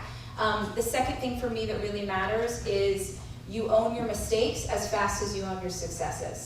That is a great tip for her that she has not taken. Yeah. Or Dave. Yeah. So doesn't own any of I her am mistakes. hyper aware of, the inventory thing or what we need to sell or what we need to do, because the success of that is how we are a company. That's how we all stay in business. I am focused on that all the time. So if you want to be a leader for me, you have to be focused on how your contribution plays into the things that I'm worried about. So I want to know that the leaders on my team are aware of the stuff that we need to do to elevate so that our side of the tennis court is better than Dave's side of the tennis court. And I saw a comment a while back. Someone said, a tennis court is literally a competition between both sides. And I'm like, yeah, that's such a good point. Like, a tennis court doesn't quite explain a cross-functional team. That's the competition. That's not how tennis works. That's nothing to do what she did with what Dave was doing. Like if he was indeed in charge of finances and stuff, she was in charge of marketing. Those things have nothing to do with one another. Like you can't compete with something that it's like me being like, you're like, okay, can I have an apple? And I'm like, no, I have a yogurt. It's the same thing. Like it's no, you can't compete. Yeah, and it's like HR versus a videographer. It's like, okay, those are two totally separate, unique departments that need to be combined to work successfully. Not like it's red versus blue. It's I think she thought of it as a competition because she thinks of herself with him as a competition and vice versa. But the actual function of their teams, I don't think. But if they they need to be working together rather than compete. It's like an intertwined. You need someone to handle the finances, but like you're the one providing finances to handle. So like, how are you gonna compete? Like the finance team can't go ahead and find their own money. You're finding you know what I mean? Like apparently they can. What? And I think it was just like a bad joke. Yeah. I think so too. But interesting analogy that she used. I thought that comment, I'm sorry, I didn't see who wrote it, but whoever wrote that comment, I thought that was a great pickup. Like, oh yeah, tennis is, that analogy means that they're competing and lobbing things back and forth with each other for one of the sides to ultimately win. So I thought that was kind of, interesting that they say that. Okay, let's see what Dave has to say. And one of the most important things that I, have always tried to teach my teams and hope that you take away is that truly the only time that people really get upset is when they are surprised by things. And so if you, as a person who's closer to the ground of something that could potentially go wrong, have an ability to signal that ahead of it becoming a bigger problem that disrupts or derails the train, goodness gracious, that's amazing. I will also tell you, one of the things that I look for as a leader, or that as I grew up inside of a more traditional media company, and you are living inside of a burgeoning, emerging media company. Burgeoning, emerging, and now submerging media company. The more I watch this, I'm just like realizing they got confused. Yeah. They didn't understand what they were. Like, okay, so in this situation, if this was indeed the case and they were just people who were behind the scenes running the company, they should have stayed people who are behind the scenes and run the company. Yeah, I agree. They seem like they're stupid cosplaying. like mix of being like also behind the scenes run. Yeah, like they confuse themselves. Yeah. um I don't think they confuse other people. I think they confuse themselves by being behind the scenes running a company and also in front of, like, you can't both. Well, you can, but obviously this isn't a good idea because this is what happens. Like if Yeah. he just didn't become that public and just stayed like in his lane running the company, but that wasn't enough. Like he needed to manifest more. um Well, I think that was Rachel too, telling him, like, it's not enough to be the CEO and do the finances. You also have to coach, and you also have to, like, go to these personal development things, and you have to inspire people. I don't know if that's what she said, but that's kind of what he makes it seem like. And she's also said similar things, like, and he's she's not also growing. He's done. not, yeah.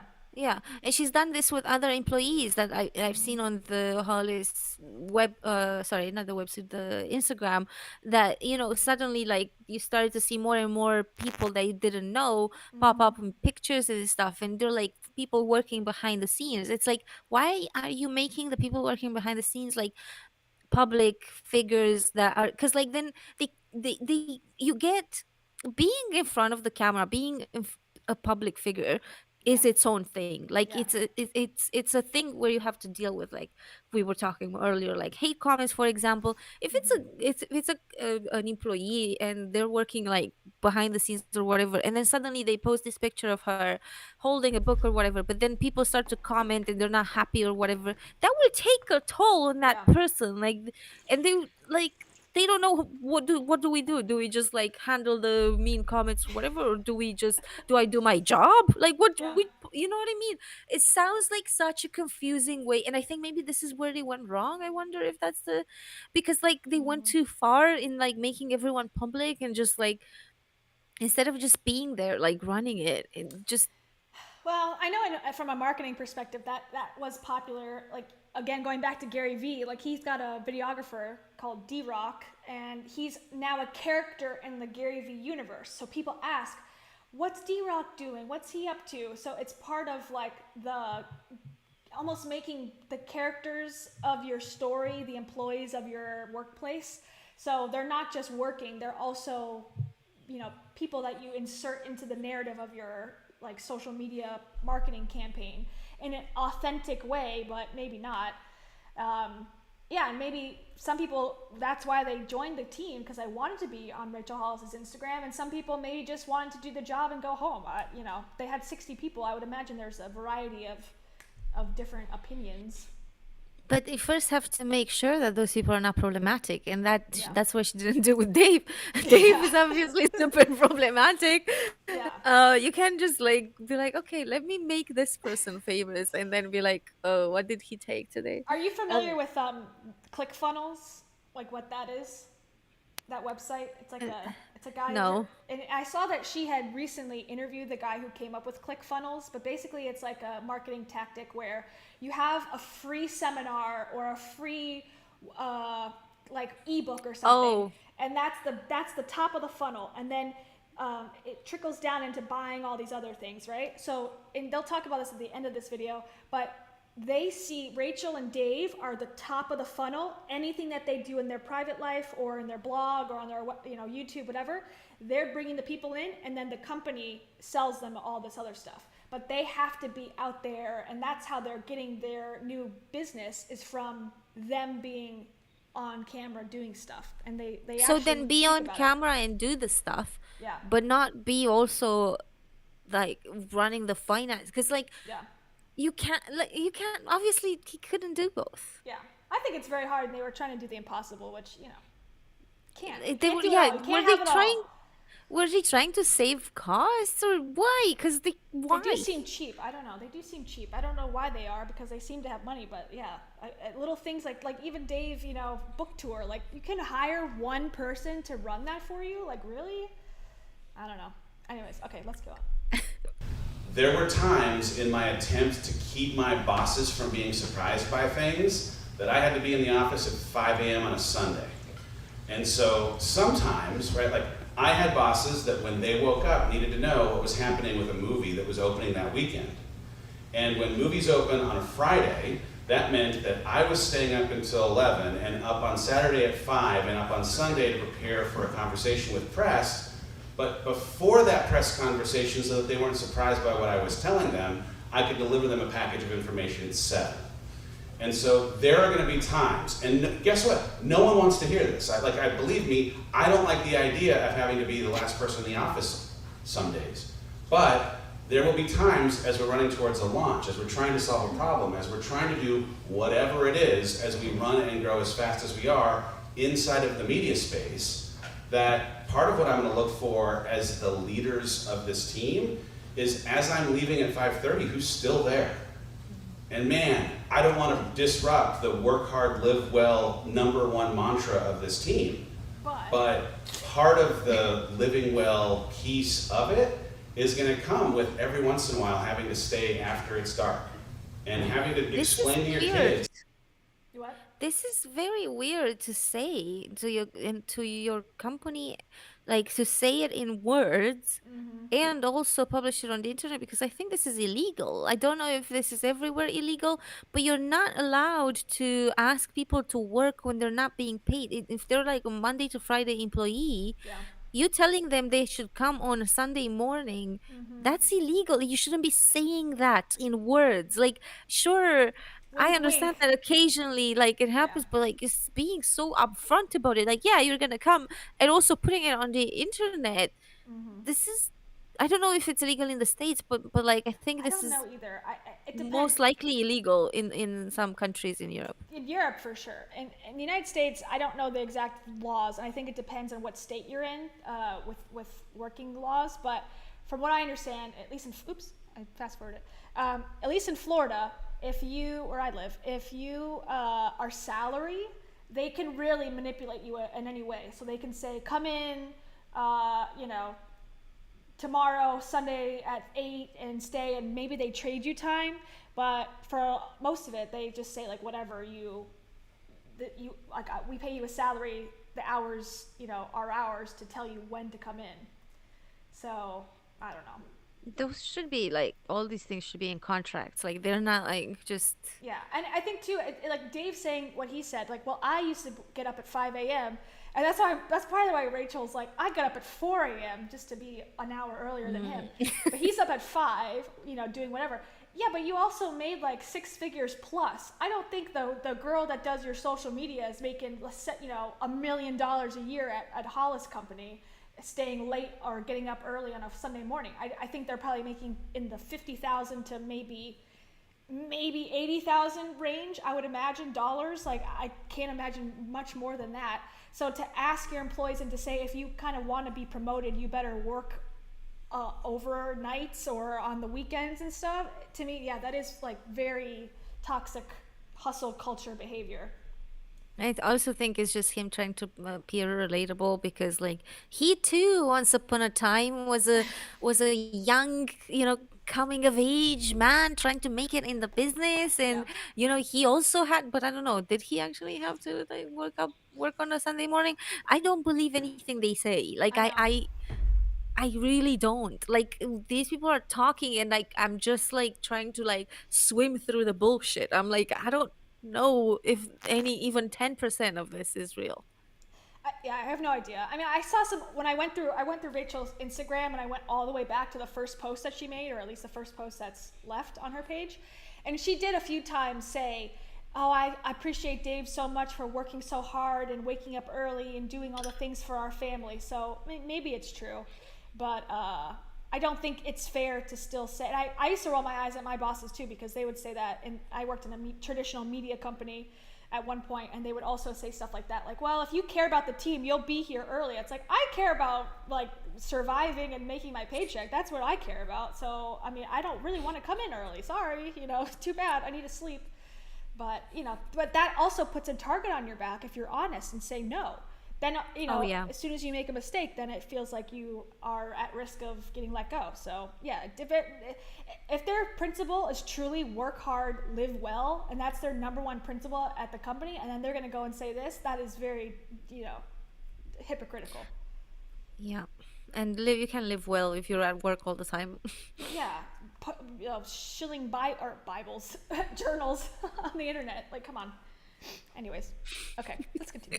Because I've got 4, which is, like the rest of you, a million kids, right? Having to explain to them the trade-off for getting to have the kind of life that we want means that sometimes I don't get to sit at the dinner table with them, or that sometimes I'm not going to be able to take them to drop off, right? Like, leadership sometimes is about those hard trade-offs when the work calls for it. Okay, so I didn't think it could get worse, but that just got worse. Like, now I have to tell my kids that if, like, they want the life that we want, I gotta be at work, and that you guys should do that too. That's not okay.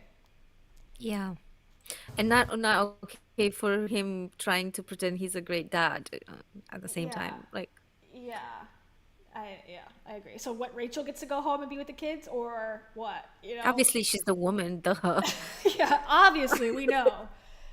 Obviously, like, she has no right to like be busy. And this modern company that we work for, obviously she's going home, but I So can't. modern. Yeah, God. So okay. modern in the 1950s. Now she's like, I hate you. I feel like the screenshot they don't look happy either. They look kind of like pissed at each other. They're like so serious. This Yeah. is so important. This whole thing is awkward so far. Thank you. She looks so sad. Look at her. She looks so defeated. She's like, what the fuck did you just say to everybody? God. She's Okay. like, And how look at do him. He's I- like, he feels like, oh, I did wrong. You think? This should be an album cover. Feels Of like I just said the truths that nobody was ready to hear. I just did it. I'm a hero. I did the thing, as they would say. I'm my own hero. Oh my God. Anyways, okay. This is the picture of a happy relationship, everybody. Okay. Y'all are busy. You have busy schedules, you travel, it takes you out of the office. Can you speak to how we can plan on being effective leaders with your schedules, which are increasingly taking? Okay, so the question is, how can we plan more effectively around your schedules? Meaning Rachel and Dave's like- schedule. They're like, hey, dude, just so you know, you're never here. Like, we're running this company without you. So, how exactly would you have us work Make around decisions. this fucked up schedule that you came up with? They look eager and willing and ready to answer this question as well. They're so excited. Okay. Taking you out of the office. What can we do as team members to work more effectively under these conditions? Good If you're asking a question. question that says ends with under these conditions, it's never a good question. Oh my They're like, God. she's fired. So, Yeah, who wrote that question? anyone else has a question? Yeah. You want to ask about my skincare routine, or can I go home? Like, anyways, You can just drink a green juice and you'll be fine. just choke down a green juice like I do. Eat a salmon that you hate, and shut up. Okay. All right, that's not gonna be her answer, but we'll see. So we intentionally planned out this first quarter of the new year with me stepping back into the CEO role as Dave was now leaving on book tour and out of the office more and more. Is like the first piece of that was making sure that one of us is present. That's the first thing. The second is, I will tell you from our perspective, we have a very flat organization. Meaning we have sort of the highest level leadership, then we have a lot of people who are manager, director level, and we are missing that piece in between. We are missing practitioners who have 10, 15, 20 years experience in marketing or sales for other businesses who can elevate us to the next level. So our real-time goal is, how do we bring in some high-level leadership in those positions so you are never needing an answer from us. Because that is the only reason why you would be concerned that we're not in the office, besides that we're fun, is because maybe there's an answer and you feel like your work is being held up by the absence of one of us there to give you an answer. And so real time trying to make traction on leaders who have the autonomy to speak in our voices and check those boxes for you so you don't need to wait for us. I think Okay, so the they biggest don't thing- notice, like, what employee who is in that role doesn't know?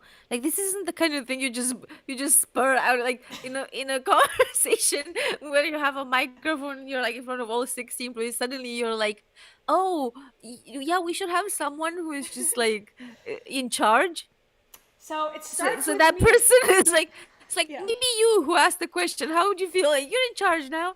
So I'm the top of the upline, and my downline is you guys, and then you guys will go and find other people to sell the journals. I mean, just kidding. Yeah, that sounds No, right. but she's literally like, oh no, yeah, you should have autonomy when we're not here. It's like, didn't you should have talked to Yeah, but then also before. saying, like, Is we this don't the have. first meeting? Yeah, they haven't hired those people yet, who are like those 15 years experienced people. So yeah, the question is, what do we do in the meantime? And her answer is, well, we haven't hired those people yet, so IDK. That's what it seems like. This is like the most like ridiculous. I But don't the know. thing is, like, What's okay, happening? but think about the Maya Angelou thing. I think that had already happened at this point, I believe.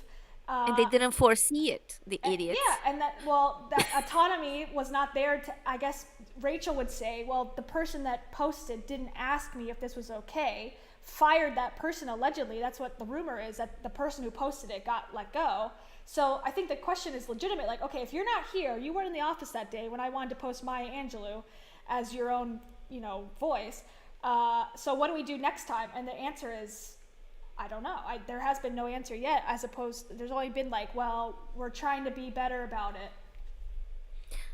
Yeah, don't no, know. what I understand from this is like she should have autonomy to do what she considers or she deems to do, and this is how Rachel is breaking it to her. Yeah. in a conference like this, not like when you're signing a contract, be like, by the way, when yeah, I'm who do I gone, talk you're in to? charge. Yeah. Yeah. It just seems, yeah. Not like that. You just wait for the employees to start like being confused as fuck and be like, what the fuck do we do? These people are constantly gone. What the fuck do we do? And they get super confused, and it gets to the point where they have a meeting with all 60 of them, and Rachel is like wearing a hat and she's like with a microphone and stuff.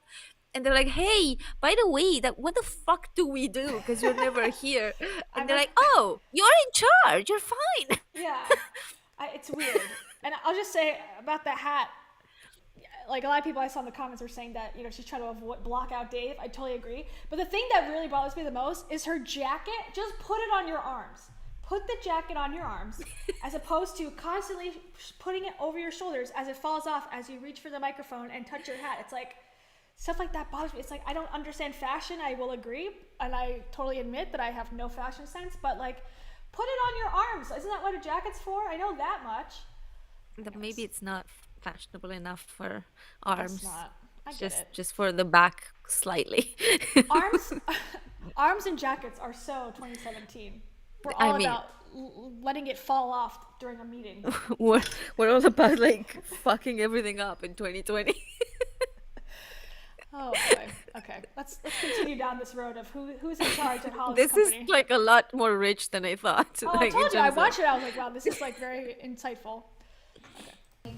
I don't want to say that we're facing, but the biggest thing that we're in right now is a time of transition. We are transitioning from a small business to a medium-sized business, and that means no a lot of the business. things that we used to have access to, we don't anymore. Both Dave and I come from the corporate world where you didn't get a meeting with your CEO. You didn't get to talk to the president. You didn't, or if you did, it was like once a quarter. It was a huge freaking deal that you got to sit in that room. So it's not to say that we're trying to eliminate the access. It just might not be as present for you. And I know you know this, but I just want to say from my own heart, if I'm not in the office, I am busting my ass. Like, doing that Quibi shoot was one of the hardest things I have ever done in my life. 14-hour days, freaking exhausting. Cece can tell you, Cameron can report, Nicole, no, it was so freaking hard. I'm never not in the office like laying on a beach. Even when we go to Hawaii, I'm working. So if I'm not there, if we're not there, we are working on elevating what we are all doing. I know. I just want to say this. mommy microphone? I'm sorry. She's like, not yet, honey. Honey, When no, it's no, your turn, I will let you know. No, Davy. One more thing I have to say to my friends here. Oh, God. Dave is probably like, dude, stop talking. Yeah, it's like, okay, first of all, I as someone in production, Cam, I'm sure you know that productions can be grueling and exhausting, but also, as Rachel would say, come on, you're shooting a show that's like so fun, and like you're making cookies. Like it was like a Martha Stewart type show. So I don't think she was grueling it out on Wall Street, you know, making bets and getting the company like, you know, financed. It was like, I'm gonna do a show that's gonna, you know, like a fun, I don't know, it seems fun. Yeah, it's fun. We've never had like someone who is in front of the camera be on set for super long. Like we may have been on set for hours and hours on end, but normally the person in front of the camera was just there for a brief amount of time, or maybe let's say we never go above the 8-hour mark. Yeah. Because like it's surprised. like, I don't know how it is in the US, but in the UK there's like a lot of like just little laws around it, and We're you know, lawless just- here. They don't care at all here. They're like, you can work till you die. We don't care. The only place worse is probably Japan, which, you know, people literally pass out in the streets and, you know, die from exhaustion. We're better than that, but not much better. From what I know. yeah. But anyways, Quibi, and that's another thing too, like that's kind of bad luck, I suppose, on their part, Quibi, but also be a little bit intelligent and know that Quibi is not going to make it. Because like I think that was clear from the beginning that it was a doomed platform. Maybe she thought she's like in it early or something. Well, she was. I mean, she was the inaugural one of the people, but first and done. Like it was never going to work, I guess. I don't know. I think hindsight's 20/20, obviously, but Yeah. I don't know. I think a lot of the people probably working at Hoko at this time probably would have traded their job working, you know, doing whatever they did to do what she was doing. Yeah, probably, and especially when she makes everything sound so glamorous and whatever. But Yeah. I don't know, like I don't know. I'll go do a I Quibi just show. like let's do a Quibi show now. And then be like, by the way, Rachel, we too have done a Quibi show. It's so exhausting. Oh my god. It's Oh my horrible. god, it's so hard. It's so Yeah, hard. like I don't know if it wasn't like a TikTok because Yeah, it was like 5-minute episodes. Like how many episodes did you record? 1,000? Like how bad was it? I mean, I do assume that they probably recorded it all in one batch, but still, Yeah. it's not like What's Dave's there's excuse? harder What's he jobs. doing? What's Dave What about the doing? cameraman who had to? What about the cameraman who had to drag a gigantic camera around? Like that guy had it hard. Yeah. Yeah, everyone's got their, you know, different levels of difficult. I'm not saying it wasn't hard for her, but it's like, I don't know. Just keep in mind your audience. Do they really care how hard it was for you? Like, just like support your staff. Don't defend yourself at this moment. And it's probably really hard for her because she had to pretend for like 12 hours Yeah. that she is authentic. She couldn't scream at her cleaning woman that cleans her toilets. She had to be away from her house to go on rants. Anyways, Yeah. okay, let's continue. Davey wants the mic. Let's give him the mic, okay? Because I want you to understand that that is the trade-off. Every single time you choose something, there is a trade-off. I'm going to get less time in one of my favorite places, which is being in the office with you guys. But the difference is Quibi launches in April. It elevates every single platform that we have. We get hundreds of thousands of new customers into our orbit that we're able to use for Rise or product sales or anything else that we're doing. We're able to change more lives every single time. That's going to require FaceTime. Yeah, I mean, But- what I was going to say Sorry, is the goal. sorry. Okay. But like, okay, don't they know that? Isn't that her job? Why is she explaining this? Like, look what I have to do. It's like they Yeah. know. That's your job. Yeah. You go on these shoots.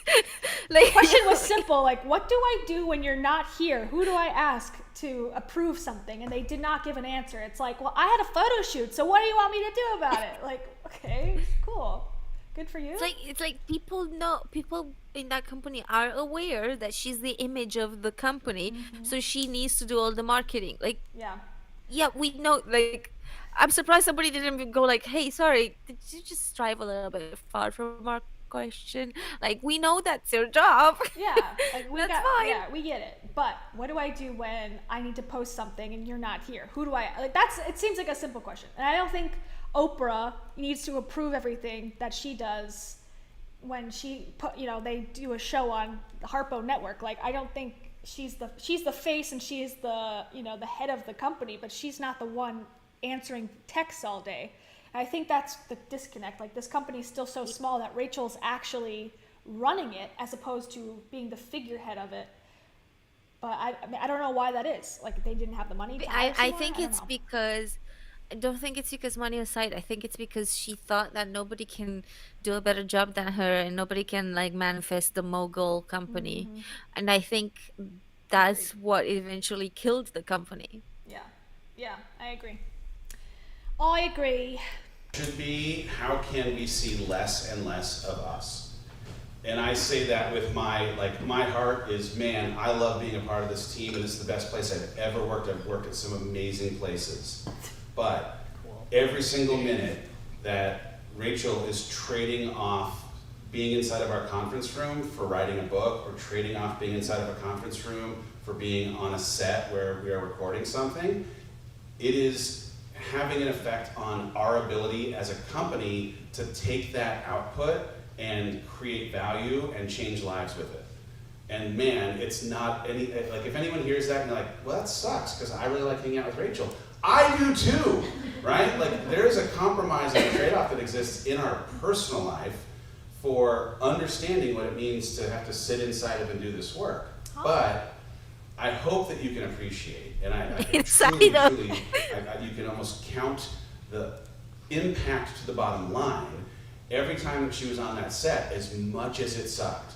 Every time that she was in that office with the door closed, writing those pages in that book, our ability to do something with Grow What the Health and the platform from which we get to do things out of the Rachel Hollis Show on Quibi are just multiples greater than any single day in the office. And the hope would be that we all are able to acquire the skills and the networking and the cross-collaborating kind of skill sets that allow us to lean on each other and not necessarily need to have any single human be the point of where a decision can bottleneck and keep us from getting the stuff done. Okay, so that I think totally makes sense, but I don't think they answered the question. Like, how do we do that in the meantime? Like, I don't think they have anyone in place. He literally just reiterated what Rachel said. It's a typical man thing to do. Just, you heard a woman make a good point, so make the exact same point but louder. Yeah, let me piggyback off of what she said and say exactly the same thing. Yeah. Just louder, and then you get the credit for it.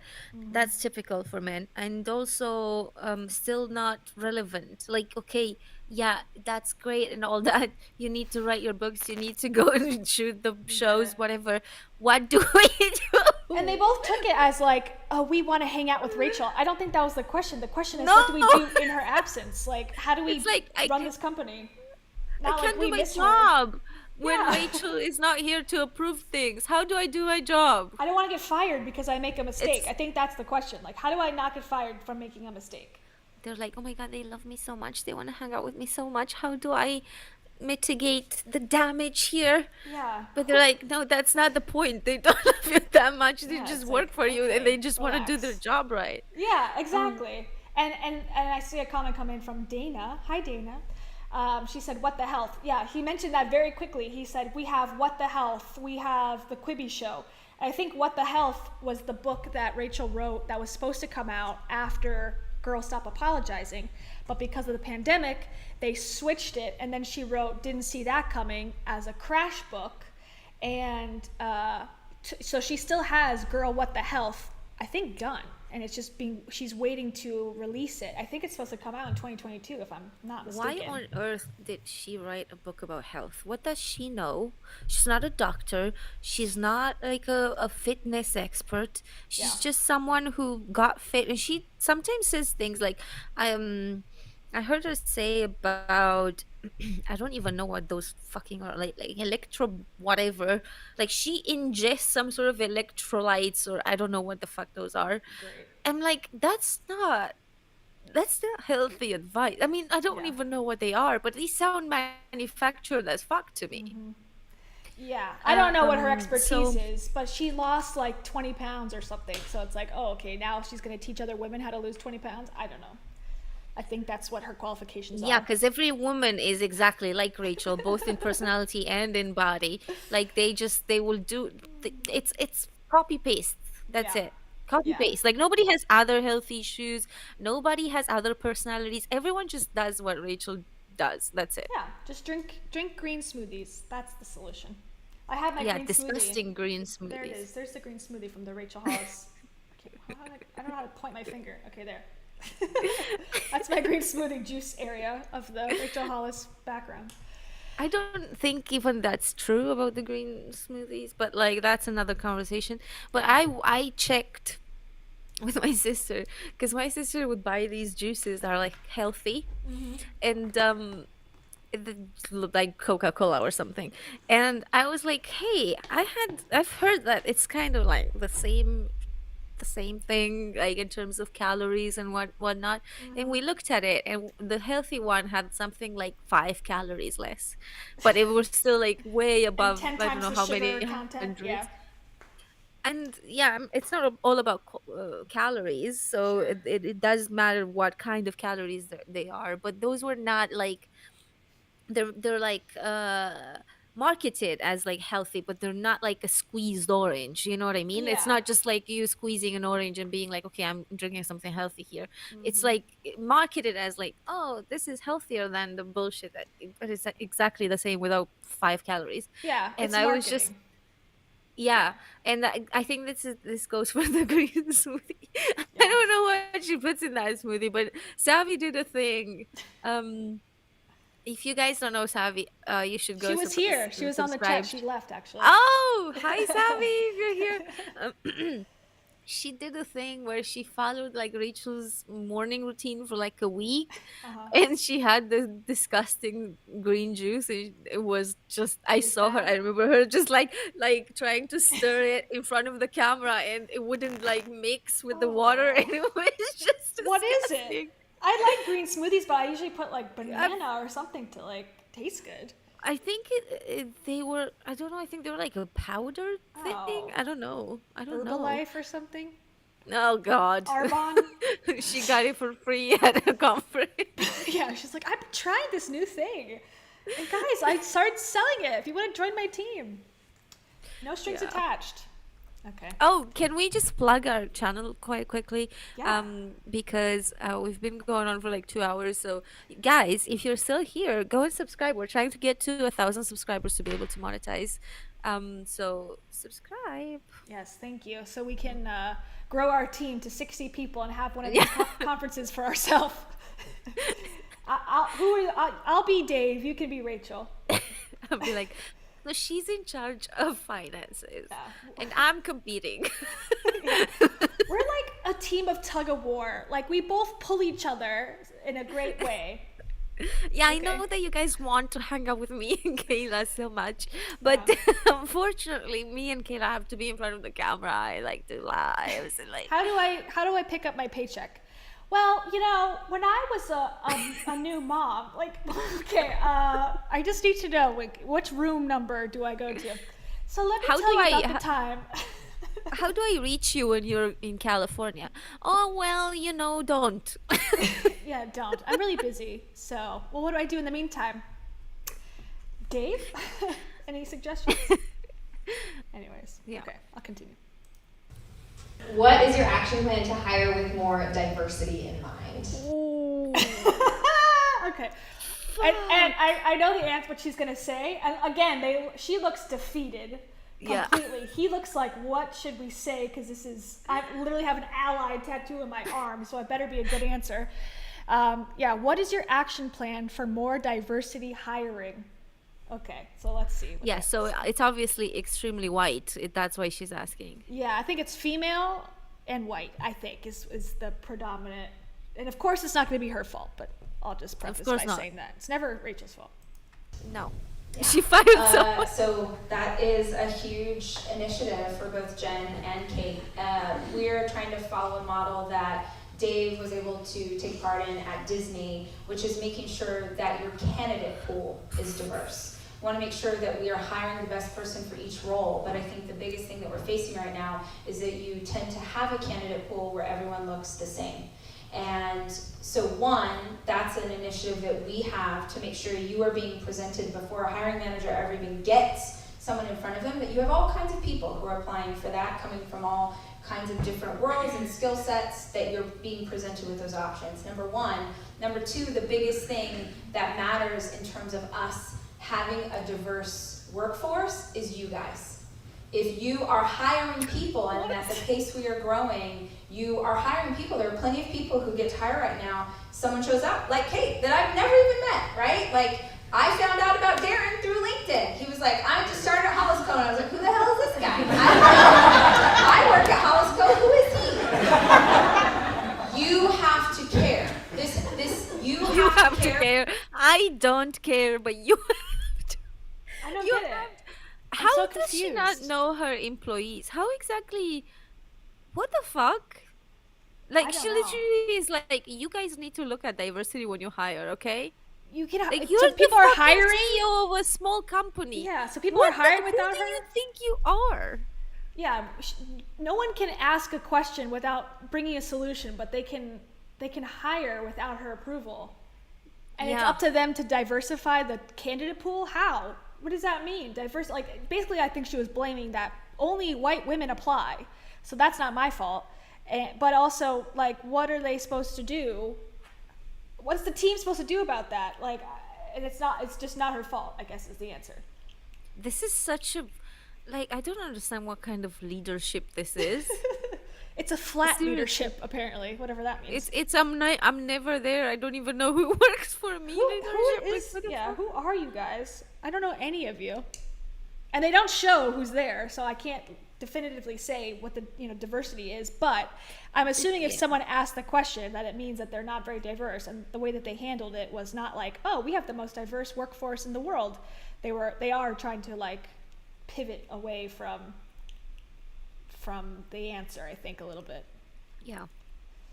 Okay, let's see. So whatever she says, the answer is it's not my responsibility or my fault. Yeah. When you are hiring, that you are making sure that you don't create a team of people who look just like you. Because we are doing work for the world. We are not doing work for people who just look like us. And the world is every size, shape, color, background, socioeconomic, style, orientation. Like, we will put things in place, but you have to be passionate about that, because we cannot create content and products for every kind of woman and man if every kind of woman and man isn't in this room. So I'm going to challenge you right now that when we come back to Leadership Summit next year, that we are so fucking proud of ourselves because we have doubled every kind of person who sits in this room. That we're like, dang, yes, look at this representation. Everybody has a voice. Everyone has a seat at our table. It is a core value that you have to care about as much as we do. What? Literally, Like, they care. She's like, Look at Dave's face. she's like literally saying, you guys you should care about this. Like, we're not here, but you should care about this. Yeah, Obviously. she's like, good question. Like, I also am wondering that. It's like, you know that you're the top of this company, right? It's like, how do you guys not care about diversity? Like, you're literally hiring white people. Like, Dave, like, Dave used to, like, be an initiative maker at Disney World, and so therefore he's he totally has an- absolved too. He has a tattoo. It says ally. Excuse me. Mic Where is drop. your tattoo, Kayla? I know. I'm a bear. I'm nothing. Like bare arms, no tattoos that say ally, and yet I think I'm much better of an ally than Dave. So That loser tattooed on my forehead. no, but seriously, they can't say like this, and then expect that the like you know how companies have those like little values and they hang everywhere Yeah. and you're trying to be and you see the values of the company. That should be one of them. You can be like, oh, I don't know, but you guys, when you hire, you should think of this shit. Like, we You should- care, but you guys need to care too. And that's my role, to make you care about diversity. It's like, Yeah, I don't know, but you guys should think about this shit. Like, Yeah. what the fuck? Yeah. Like, next year, like, when this doubles in size, like, you guys, I hope you figure it out. And, like, I can just say that we did it. Because, like, you guys really dropped the ball on this. And I bet the irony is that was the last leadership. Yeah, the first and last. And also, okay, so Rachel did one hire, which was a white man. Okay, great. So what diversity Great. did you support there with hiring a CEO who's your husband? Come on. Come on. Okay, Yeah. so not a great answer, but a very typical Rachel Hollis answer. Now let's see what Dave has to say.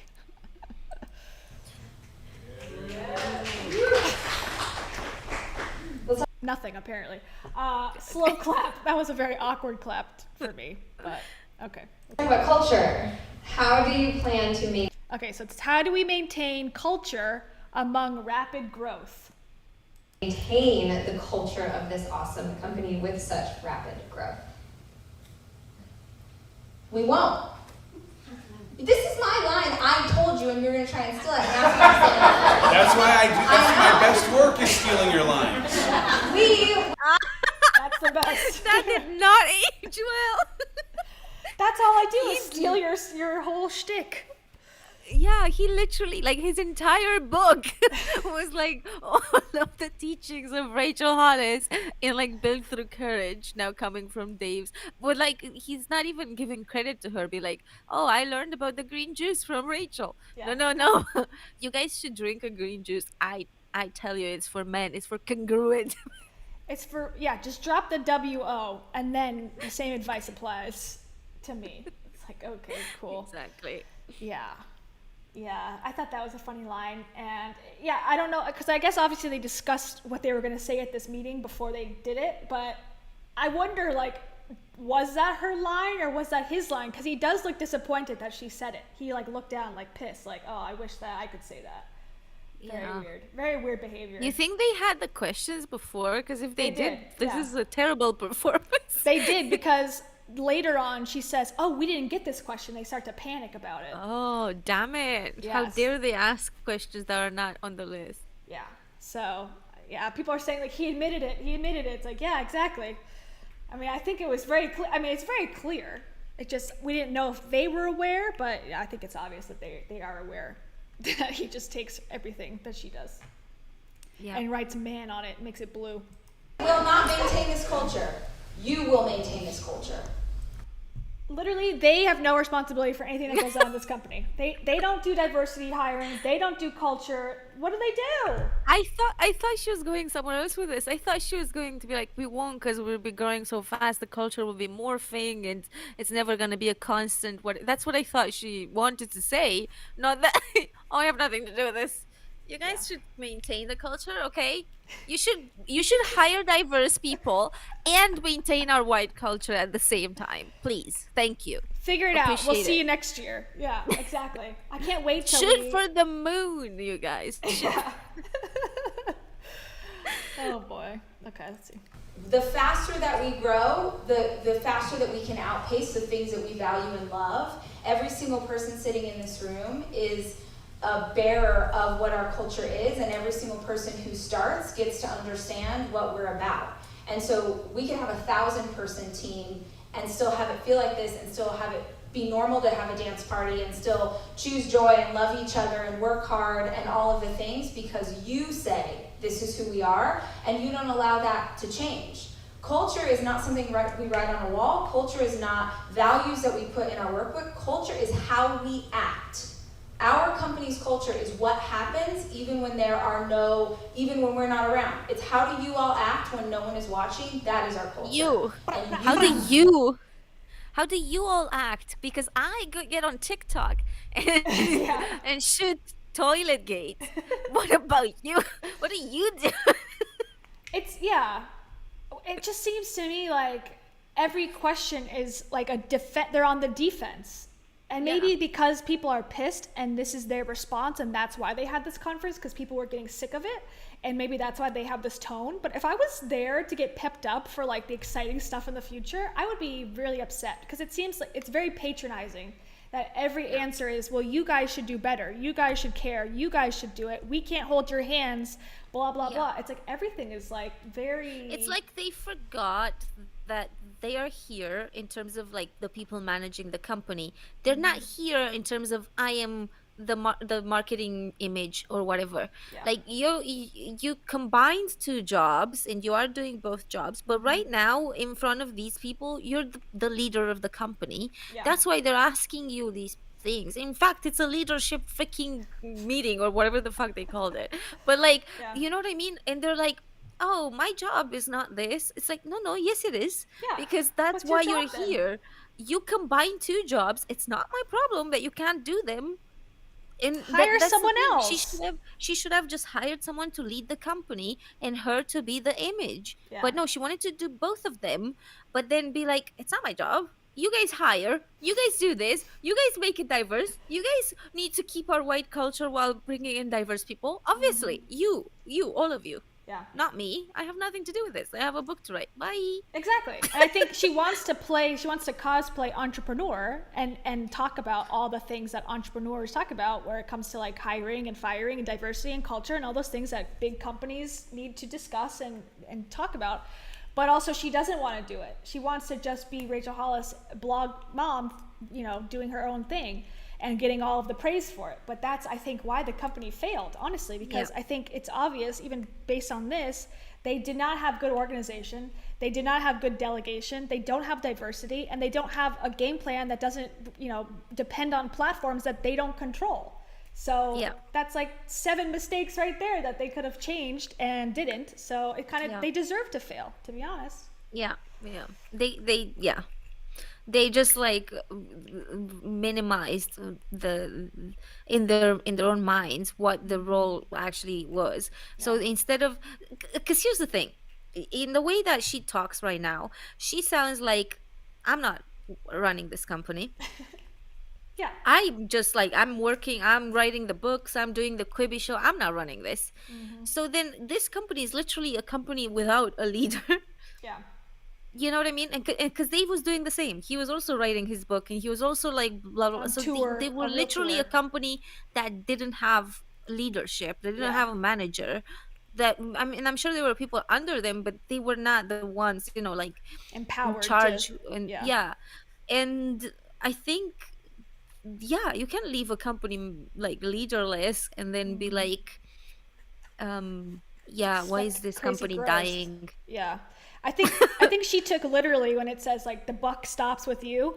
She took that literally and was like, oh no, the buck stops with you, whoever you is at the time. It's not me. The buck doesn't stop with me. It's literally everyone else has to deal with any issue going on. They should be self-empowered to go cry outside and deal with it on their own, because I ain't gonna be here. That's what it seems like.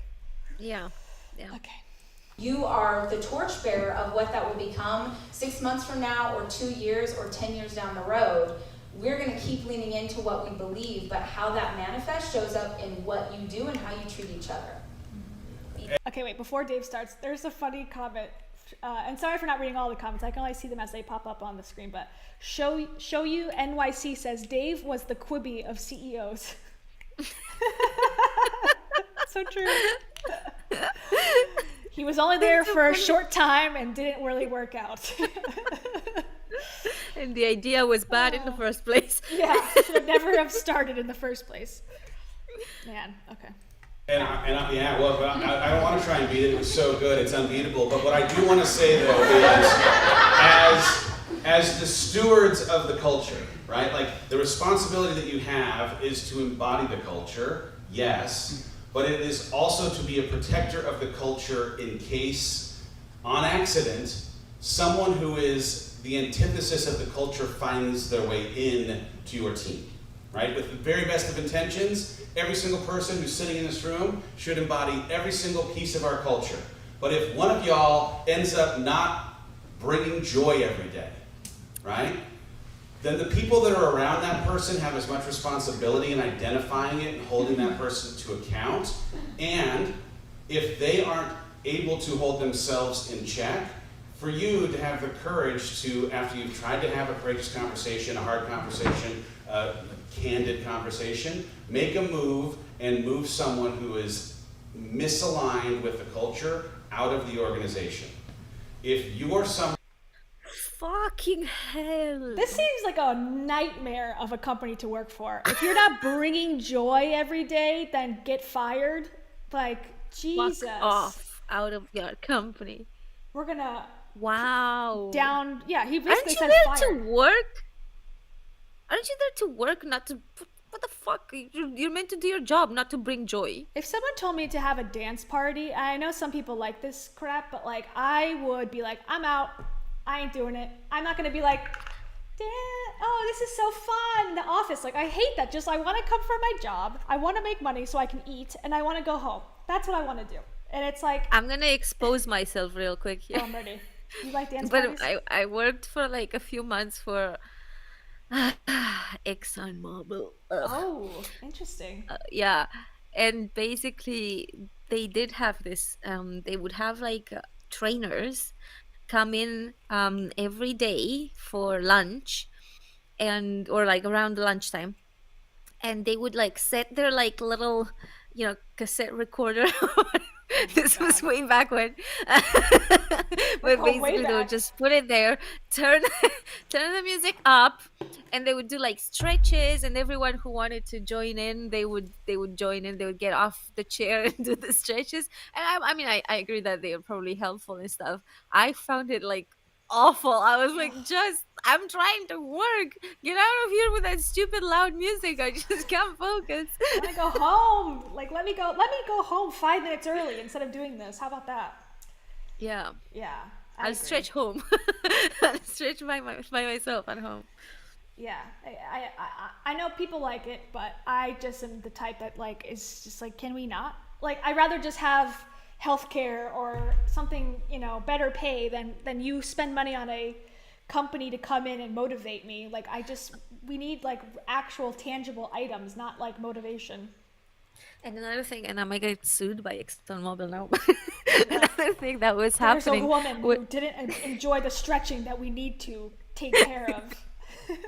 They had this policy. Oh God. You know how you always like, I don't know if you ever had like an office job like that, but they always had these like pictures with how you should sit in the chair, and it's like, No. do you know what I mean? What? You don't know what I mean? That's Okay, so there's, like- extreme. Oh So my there's God. these like pictures with how you should sit in a chair. Apparently you can't lean on the chair. You just have to sit like with your back straight, and like right like that on your like that. And What? essentially at ExxonMobil they had, actually I don't even remember, this was a long time ago. I don't remember if it was like straight up for ExxonMobil or it was like for an outsourcing company that worked for, but anyway, my email address was at ExxonMobil. But basically they had these like points, like a sort of what should I call it, like a sort of awards for people who reported on people not sitting right in the chair. And I got reported because I was like, I like my chin Stop. really low because I'm short, so I would just put it all the way down, and I got reported. And that guy got points for reporting me because I didn't sit right in the chair. Oh And my now, God. I've never it heard of turns such out- an extreme company. And now it turns out that's all pseudoscience. Like, that's not true. You should sit in the chair the way it's comfortable. Like, it's not true that you should sit with your... Do you know what I mean? Like, you don't know what I mean. Okay, I need Oh to my send you a God. picture how to sit in a chair. I'll show you. That's insanity. I'm so sorry that Yeah, happened to you. and this has been now debunked, but like, Let me see if I'll send you on Instagram because I can't on here. Okay. So maybe you can show it. Yes. Stand by. Let me But go it's back to the- essentially this image, on. or variations of this image. Okay, stand by. I'm gonna do this. I'm gonna bring this up in real time, as they would say. Hold on. I gotta switch accounts. I have quite the setup over here, but we'll do it. We can do it. Okay. Oh my god. All right, hold on. Scenes. That's what I need. Scenes. So yeah, basically that was the acceptable way This to was sit in a Cam. chair. This was Cam. I working. wasn't that, and that's why I got reported. Basically, but this was everywhere. Okay, there were like pictures everywhere. This is how you should sit, etc. And I've seen this in many office buildings and stuff. But Wow. essentially, turns out I just came across something recently. This is complete BS. This isn't true. It was Like supposed the to make you science more has productive or debunked something? this. No, it's just apparently like it was thought that it was for good health, for the health of your Spine or colon. something? But yeah, but Jeez. like basically, did I say colon? That's sorry. That was like my Romanian vocabulary kind of kicking in there. Basically, this has been debunked. This is not the healthy way to sit in the chair. Like you're meant to use the chair as it is, so just like lean in it and just be comfortable and stuff like this. And this is in every. I don't know. Can you see if like people are commenting on this? Like, do you guys I'm like reading have the you comments guys now. It's so come funny. across this? Toilet Because Frog like says, I saw it everywhere. Toilet Frog says, my feet would be swinging in the air. Co Steps or CO Steps says, LOL, this picture, that woman is Googling new jobs. Andar says, no, her hips are not aligned in that picture. Co Steps, did I say that wrong? I'm sorry. Or maybe he's laughing at Co Steps. So is this like has nobody seen this? Because I've seen it several times in several office buildings, and it's complete bullshit. I've never heard of that before in my life. I know some people were saying that like in the bathrooms at places like restaurants, it says employees must wash their hands, but that's as far as I've seen it. Right. No, don't this know. this is Weird. I got reported. I can't believe that. You got like demerits for that. I would quit. There's no way I could do that. And Yeah, like, well live with myself. I didn't end up working there for like I think it was like 3 Jeez. months or something. I left. But yeah. Jeez. Someone says it's to reduce workers' comp complaints of carpal tunnel and other stuff. Yeah. Interesting. Okay. Well, let me go back to, so at least it's not ExxonMobil level. I think that's probably like the worst I've ever heard. But I definitely think that this company, Hoko, at this time had some HR issues that they are, because like he's about to talk about the gossip. So basically he said, if you don't bring joy every day, let's just recap. If you don't bring joy every day, or if you don't embody the company culture in every way possible, you should be fired. And your coworkers are responsible as leaders to out you as someone who needs to be fired. That is crazy. That's probably what happens at Disney, because Disney is such a large and, humongous company that they don't have enough resources to know what's going on. So they probably, empower the other employees to tattletale on each other, which I think is insanity. Obviously, Disney is also a rival of Hollis Co. So Of course, yeah. They're basically like neck and neck for like that next big submerging media company. any day now. Yeah, any day now, Quibi's gonna make a comeback and they're gonna be back on track. I can feel it. Okay. Someone who cannot help but gossip. Your future inside of this place is limited.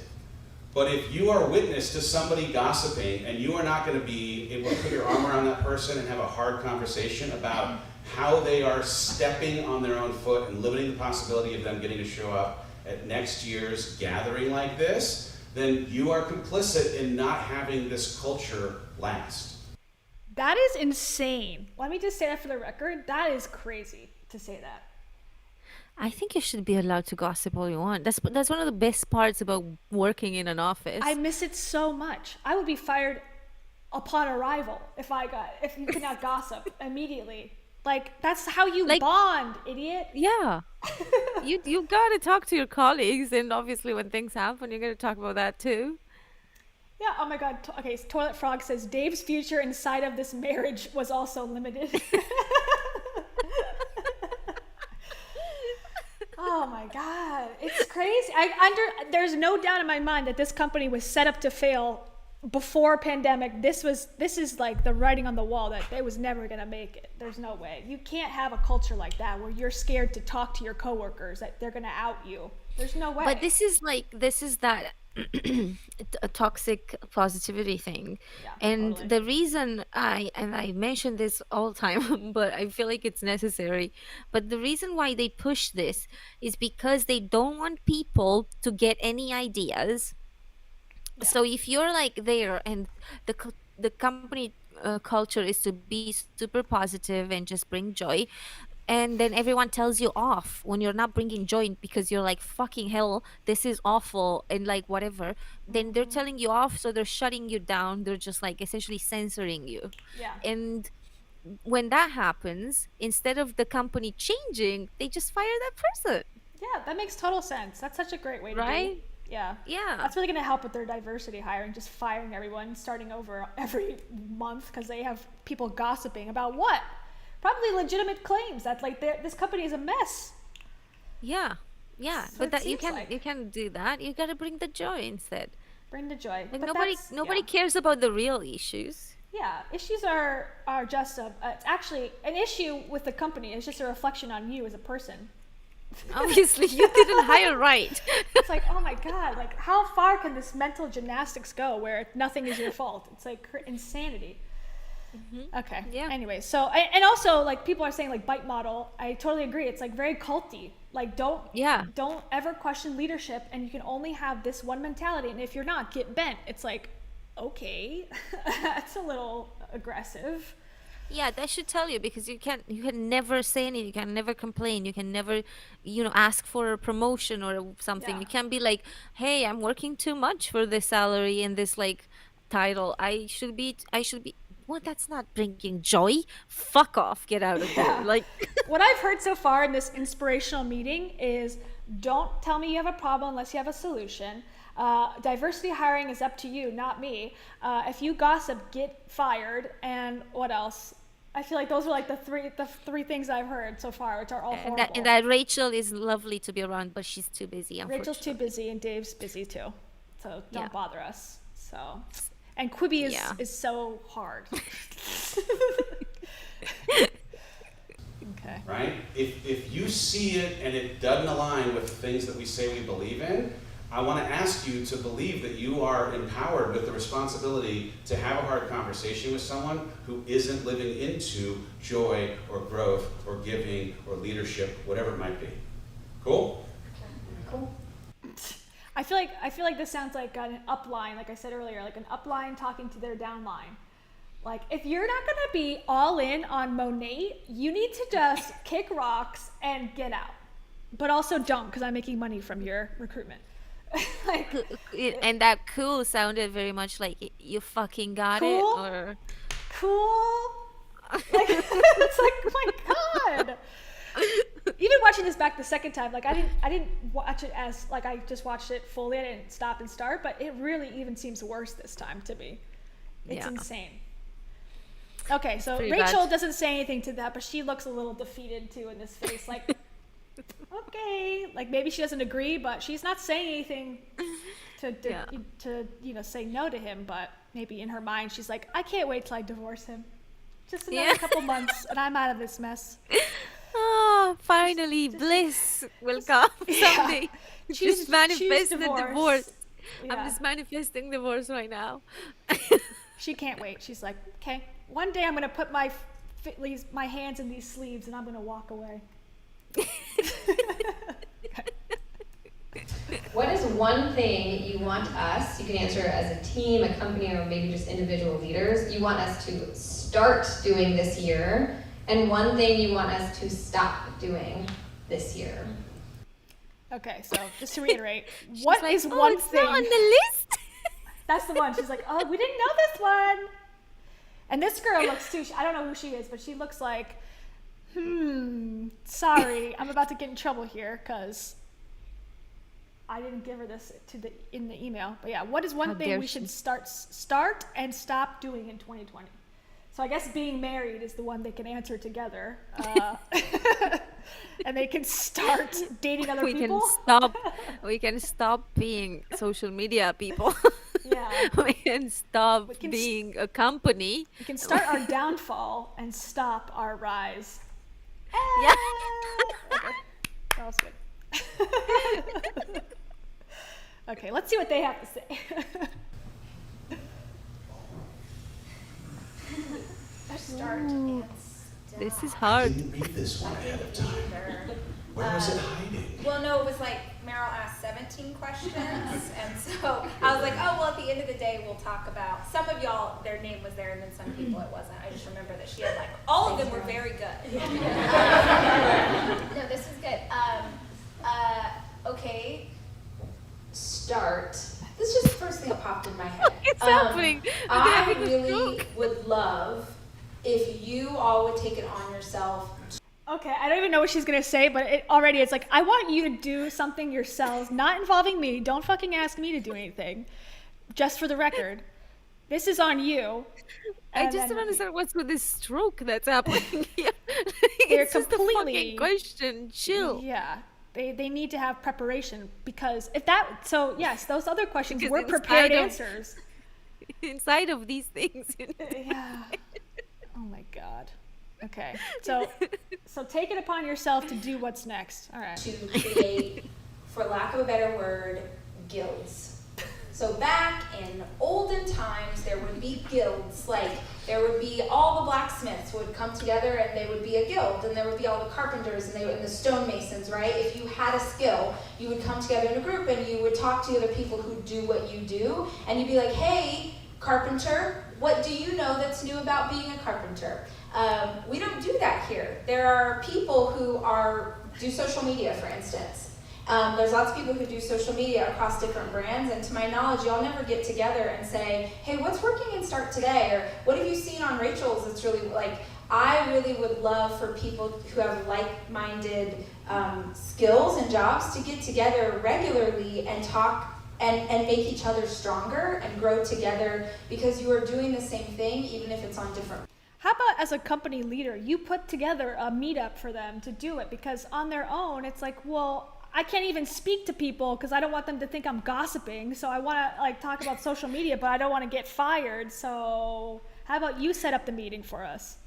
Also, it kind of sounds like this already happens anyway, because like if you work in a social media company, you probably ask people like, so what's new in your project or whatever. Like, You would think.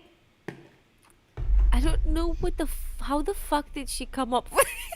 You know, back in D&D and Dungeons and Dragons, I think we should incorporate some of that play into Hollis Company. We should make guilds. Dungeons and Dragons sucks. I tried to play that for my ex. Fucking hell. That was a struggle. I ruined the game for everyone. Like, I was just You're like, I'm out. I don't not get it. enjoying it. I've never tried to play. I don't even know if there's guilds in it. I was just assuming. It's like, maybe. Maybe. It's just you have to really take part. Like, you have to really imagine yourself in that world. And I was just like, it's a fucking game. Yeah, let them die. It's fine. And they're like, no, we can't let them die. And I'm like, it's a game. And everyone was just like, there was a disconnect. I was like, it's a game. If they nobody really dies. It's an alternate reality. It could be. And yeah. But no, what the boy. fuck? Is that what happens when you ask Rachel a question that wasn't sent in advance? Like, does she just like have a strike first and then she says kill? They really struggle to like be authentic and come off the cuff and like give an answer that makes sense. And I guess like I know what she's saying, like you cross, because I guess but that's a structural issue too. If you want the social media people to hang out together, why don't you structure it under a social media company department as opposed to a branded department? Like, oh, this is the Start Today brand team. This is the Rise Together team or whatever. Like, why don't you just do it so that they're all together You know, like that's a structural I work think that's thing. a question for the people actually working there, not Rachel and Dave. Yeah, you're right. Who am I asking? I should ask this girl with the questions because she probably has more authority than they do. Yeah. Allegedly. Yeah, no, Rachel is busy with her Quibi show, Yeah. so she doesn't know about the departments thing. Guys, just guild yourself together. Figure it out. King and queen over here can't be bothered. We have, the kingdom to run.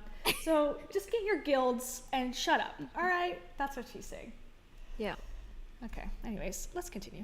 brands. I think there's power in that collaboration that hasn't happened yet. And to stop doing More? Do you have a stop or a start? Well, I think Have any fucking ideas for this? I mean, I don't know how many people do this already, so if this is starting something that you already do, forgive me, but... Aren't you the CEO? What the God. No, so I don't know what you guys do here at Hollis Co. Maybe. But I have a theory. Maybe his book was supposed to be Guild Through Courage, but his writer miswrote it. Okay, yeah, no. because the writer didn't know what he does. You're like, what? He's in a guild? Guild Through Courage? Okay. Yeah. She does that thing too. She's doing that thing that Heidi started doing right here, where she puts her finger over her mouth. Heidi started doing that, and I think there's a lot of comparisons to Heidi and Rachel that we can talk about later in a different episode. But Do you think Dave told her probably, to do the things that Rachel does? probably. It's like, Heidi, I think Rachel was great. You should be more like her. And Heidi's like, of course, my love. Of course. Finger mustache. I'm really contemplating here what I should tell people to stop doing. Okay, back to Dave. I want to try and not do this as much as I do, but I have stayed very connected to our private Facebook groups. I've spent more time in the comment section of almost everything that has been posted on Rachel's page for the last 2 years. And I tell myself it's because of the intel, and I want to encourage you to just spend a tiny bit of time, but not too much time, actually listening to what it is that the community is telling us that they want. Actually spending a second inside of the Facebook groups to see the consistent things that they are bringing up, because they are very explicitly telling us exactly how we can serve them if we are willing to listen. Now, there are a couple of crazy people. There is nobody in this company whose job is to go through comments. Only Dave. That's Dave's one and only task as CEO, to read the comments. Is Dave just like, everyone should read comments? Like, what? So you don't have people who are like, because they definitely have people who delete comments. Now that I know for sure. Yeah. And he So- blocks everybody. How is he getting feedback if he just blocks everybody that comments? But he's acting like this is an unknown. Like, but he did start this with, I don't know if you have this already. Like, I don't know if who you guys are do or how this I got already. here, but I just walked in off the street, so I don't know if this is relevant to this company at all. But maybe know you if guys you should guys read the already- comments. I don't know if you guys already have a department or something that handles this, but if Forgive nobody's me. reading the comments, you should. How about we should probably post on Instagram too? Have you guys thought about that? Like, have you thought about posting to Instagram? It's like an app, I think. Yeah. Yeah. It just Wow. the fact that these people are New York Times best-selling authors and have the top podcast in the business section is just utterly embarrassing and shocking. Yeah. It's insane. And it makes me think I should be one too. we could be I the should top start writing entrepreneurs. books. Yeah, just I mean, act like you know what the if- heck you're talking about. I'll just be like, I don't know if you guys read, but Oh my god. Toilet Frog says, "Did you guys already have a guild for this?" this is our little guild. It's very exclusive. Yeah, join the social media guild within the Hollis Company, and then someone in the guild can be the knight in shining armor and read the comments. Oh my god. Oh my god. Okay, he's gonna continue, I think. People in there that can derail your entire day, and I do not want you to listen to those two people. But the rest of them, they are giving us the answer key to how we can best serve them, what products they might be interested in, how to amplify or make better an experience that they've had. So if you're not currently finding a way just to connect for a second, that would be my one thing. That's the thing to do. The thing to not do is have, for me, I'll let you have it yours too, but like the thing for me is to not have a meeting for the sake of having a meeting. That was gonna be mine. Oh, honey, share a brain. Coincidence. Don't have a meeting for the sake of. She couldn't think of one, so she's like, whatever he says. Stop. Yeah. Yeah. And they don't want to go to meetings. That's a solution. They're like, I don't want to go to a meeting, so don't have them either. Because I If don't you want guys to go. could just not work for us, that would be great. Just can you let us leave? Yeah. We're having problems. I'm so shocked that somebody was like, yeah, we have an entire team that handles marketing. That's what marketing is, Dave. That's literally what it is. We talk to people about what they want from us. Yeah. Dave is just like all up on the trends. He gets the trends. He understands. It's like, I don't know if you have this or not. It's Like literally aren't you the the answers. CEO? Who Yeah. is you? Why don't you Who is look at you? it? Yeah. Why don't you bring up the things that the team should be working on? Not like you guys all together, every one of you, just read the comments and then create stuff around that. It's like, shouldn't you be like telling us what our focus is based on the culture of whatever? It's like, oh my god. No, we're busy. We're writing books. We're like Yeah. in Hawaii. We don't have time for that. We have no Sorry, time for guys. meetings and talking to you guys. But you Yeah. guys just hire people. Just And diversify they will do or it. something. Just go like, They will do- diversify each other. I don't know. Get away. Stop Just talking. find someone to do it. I don't Just- care. What? Do what? Oh, I don't care that either. I don't know. Just bring me money. Make sure I have money in my bank account. That's all I care about. As long as you guys make me rich, Yeah, I'm happy. I'm good. Having a meeting, and don't have a meeting without having declared your intended outcome at the start, or with an agenda that is guiding what you'd hope to have come from it. There are too many times currently, in not just this business, in every single business on the planet, where a standing meeting takes place and you are like just out of reflex going through the motions of what you believe the meeting needs to have as an outcome without really hitting on what is the intended outcome of this meeting and what are the agenda topics that we could like hit. You did say this before we came out here, so I'll steal it. Like, if a meeting takes more than 20 minutes, something has gone wrong. Something has gone wrong. Like, in my How long old has job, this one been going for? This How has long been is this? 23 minutes exactly so far. This Well, video, something at has gone wrong here. Something is wrong. By Dave's standards. Something has gone very wrong, and I agree with him. It's like, yeah, just wrap it up already because these like answers are making me feel worse about working for this company. I'm gonna need to just like quickly go to the bathroom, so I'm taking a very short break. I'll be Okay. right back. Okay, go for it. When you come back, then I'll go. Okay, we're gonna continue watching this a little bit, and we'll see how it goes. So let me read some of the comments for a second while she's gone, so don't go too far in depth into this. I know. I see. Raichiru. I wish they would pan the crowd so I can see who's choosing joy. Exactly. Let's see. Yes, he is an arrogant jackass. I totally agree with that, Emily. Co-Step says he literally talks nonstop for 2 hours on an Instagram live. I'm 100% sure he talks the entire time there. He's in a meeting. Yeah, exactly. I agree.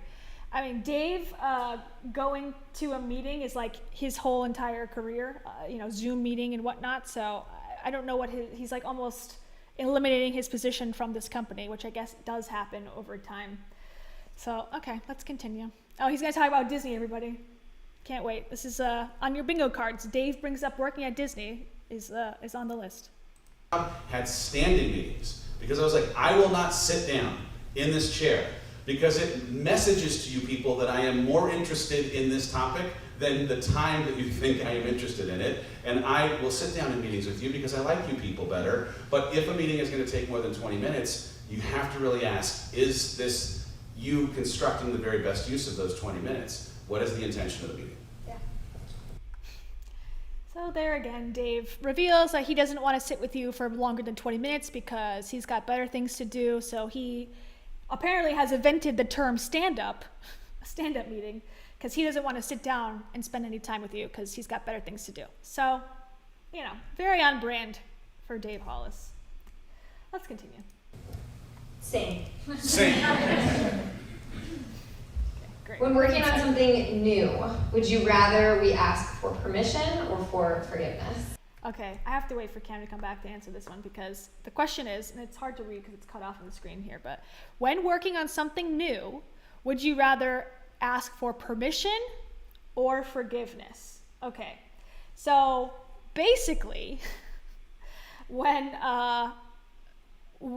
based on this conversation thus far that they've given today, during this video, I would imagine that they're going to say, and I've already seen this, but just based on what I've seen up until this point, that they are going to say, ask for forgiveness, because they have given everyone so much autonomy to make so many decisions, including hiring diverse staff.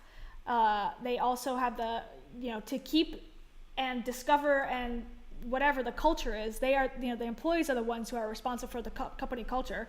So they have a lot of autonomy, according to this meeting, to be able to do these types of things.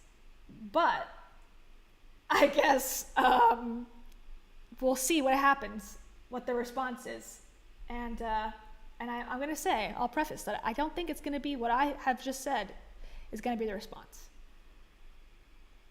Oh, and Cam's back. Okay. So the question is, when working on something new, would you rather you ask for permission or forgiveness? Okay, and this is their response. So we saw this one before and we discussed it. We feel like, say how you decided, or how you described it. Well, to me, Sorry, I'm trying to keep if you do not yet feel like you possess the emotional intelligence to know the difference between the things that you should ask permission for or forgiveness for, then ask permission for everything, right? Like if you have not yet evolved into a place where you have a clear sense of, ooh, this feels like a thing that probably tips into me needing to ask permission, then just ask permission for everything. If it's new, if it's like we've never done it before, if it's the first time we're trying something, not a derivative of something that exists, ask permission. And I'm not saying ask permission of Rachel, like talk to your manager, socialize it with other people that you respect on the team, have a quick conversation with Kristen, find someone to have a conversation with. But I'd start with just being really honest, self-assessment. Do you have the emotional intelligence to know the difference between a thing that you ought to probably ask permission for or something that you can, just deviate a little bit on something that exists and get away with even if it doesn't work out perfect? Sorry. What a non-answer. So they thought they mulled this one through. This is what they came up with. Defer to your own emotional intelligence when deciding, because then they don't have to take any responsibility, because then it's always on the person that made the mistake. Like if But he's literally like, don't ask me, Rachel. Yeah. Like ask someone, anyone. Anyone but me and Rachel. But also What if you is- don't have the emotional, what does emotional intelligence mean? That's such a word that really means nothing. Do you have emotional intelligence? I don't know. What is it? I want take to a ask test for it? permission. I want to ask permission for this podcast. Because I don't know. It's such a term that I've never, I've heard of it. I don't really understand it. Like, what's your EQ? It's like, This is it's like- high. It's like, okay, so never ask This permission? is how we know it's how we know that this is just pure from Dave's brain. This gem. Yeah. It's like, if you don't get caught or nothing bad happens, then do it. If you get caught, don't come complaining to me because you should have probably asked. That's what it seems like to me. But not me. Don't ask Not me. me though, but like someone else that gives a shit. Anyone. Just anyone you find. Yeah. It's fine. And it's like, so if I ask permission, that is showing that my emotional intelligence is low. So I'm just basically admitting that I have no emotional intelligence. Therefore, they could feel like they could fire me or not promote me, because that was the requirement for promotion was having emotional intelligence. So therefore, you should never ask for permission. I figured it out. Yep. I mean, what the fuck are they meant to ask for permission on? To like do their job? Hey Dave, can I do my job today? Nope. No, you can't. Unless You don't have the emotional intelligence for today. it's like the fact that you're asking me this question or any question shows to me that you have no emotional intelligence. Therefore, fired. Did you not find a manager before me? I'm the CEO. I'm Yeah. not here. I'm above you. I don't know who on you your are. ranks. Who are you? What you do? Who are you, and why are you a white woman? That's all I know. Who are you? What do you do? What do you guys do here? I don't Do know. you guys read the comments ever? Like, do you think of that? Idiots? Okay, let's see. I would say for me as a leader, I'm always trying to strive for my direct reports having autonomy to do their jobs without my influence, and that's something that's built over a relationship through time. We just have collaborated together for so I think they cut a part out that probably was like so heinous because everything else has been raw, but they made an edit here, so it must have crossed some sort of line. What was the question again? I forgot the question. The word salad like makes me confused. The question, oh yeah, I forget too. Oh, it was should you ask for permission or forgiveness when doing And she's something? like, I want the people below me to have autonomy. Okay. Yeah. But that's because we've worked together for so long or collaborated for so long. So if you haven't done that with her, then don't. Then ask permission. Yeah. You can't just go willy-nilly spending all the budget. Yeah. And then ask for forgiveness. Be like, really sorry. Sorry that we spent all the money on Quibi. That's someone's fault, I'm sure. Someone led them down the Quibi rabbit hole. Rachel. That would be Yeah, Rachel. I think that's Rachel. Agreed. that she knows and I know, and like it's not a thing. But if it's something new, Cece and I are new partners, so we talk a lot more because we're still learning our flow and how to communicate with each other. So my goal, and I think you as leaders, I don't believe in micromanaging people. If you have people that you feel like you have to micromanage, something's wrong. We need the autonomy to be able to do our jobs well. So that's what I'm going for, just depending on how long we've been working together. We sort of give you a little bit more room to grow than others. So basically, just Dave has changed his answer. yeah, I got more to say here. I want yours. I want yours. Wait. Mummy, please let me have microphone again. It's my best Dave impression. I'm just kidding. Mummy, please. Do you think the fact that he's not on social media means that he's also not watching our videos anymore? I think he's consuming social media. He's got a computer apparently, according to Heidi's post. So he's probably watching. He's probably commenting somewhere. That's not what I said. I mean, that's not what he said. Somewhere in there in the chat. Everyone find Dave. Who's Dave? Out him right now and fire him from this chat. I give you the autonomy to fire whoever Dave's lurking account is. It's up to you to figure it out. It's not our fault that he's here. Just kidding. Okay. I would ask these questions, right? Like if you find yourself in like I don't know, it's on the fence. Does it have the chance of creating financial challenges, right? Like is this decision, does it have the implication to really cost us money, okay? Is this new thing in any way in contradiction of any of the core values of our company? Right? It's new, it's different, does it in any way compromise or contradict any of the things that we call core values? Is there with this new thing the chance in any way that it could compromise the brand that we are building, right? Every single time you have an interaction with someone, you're either having a brand deposit, they feel better about the brand, or you're having a brand withdrawal. Does this new thing have a chance of being a withdrawal in any way from what your customer, this community have come to expect from us? If there's no financial risk, if it's consistent with our values, and it's going to be a deposit, you're probably in a good space, right? But again, if you're still on the fence and you want to like just be safe, especially for those that are newer on the team, don't have the relationship time that someone like Dee and Ray might have together, ask. Well, at least he got into some specifics. That at least was somewhat helpful, but like that's giving him a lot of credit. Yeah. I am shocked at this leadership thing that shows zero leadership. Like I just don't understand what happened here. Like why are they here? They don't know anything. It's like I said, They like don't do anything. They're playing business. It's like playing house. Like, okay, get the Play-Doh out. We're gonna make, pancakes. It's like get the business suits out. We're gonna play business today. It's not real. They're not like they're just thinking of like how an entrepreneur would do it, and I don't think they've actually thought through any of these things. Like their friends and family are the company, not like actual employees that they, I don't know, need to lead.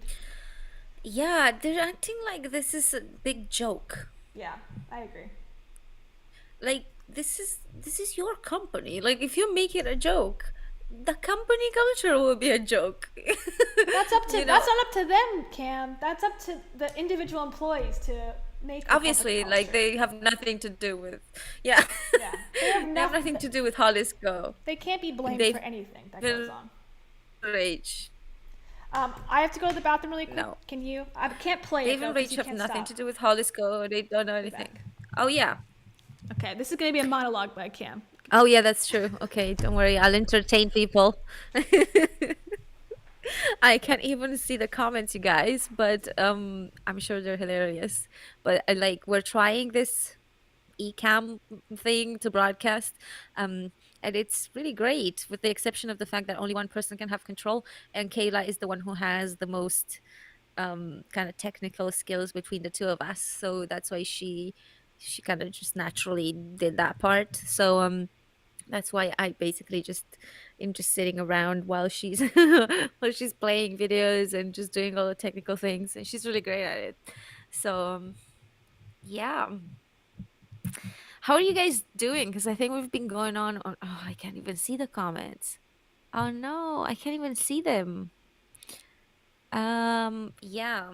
I'll tell you what though, I'm not impressed with this at all. Like it's the first time I've seen this video, but like I'm really shocked just at the level of the lack of knowledge that they have about how to run a business, because they sound to me like they are just owners of the company and the image of the company, but they're not the leaders at all, they're not the managers at all, and at the same time they are here at a leadership meeting or convention or whatnot, playing leaders, and it's just a little interesting to see.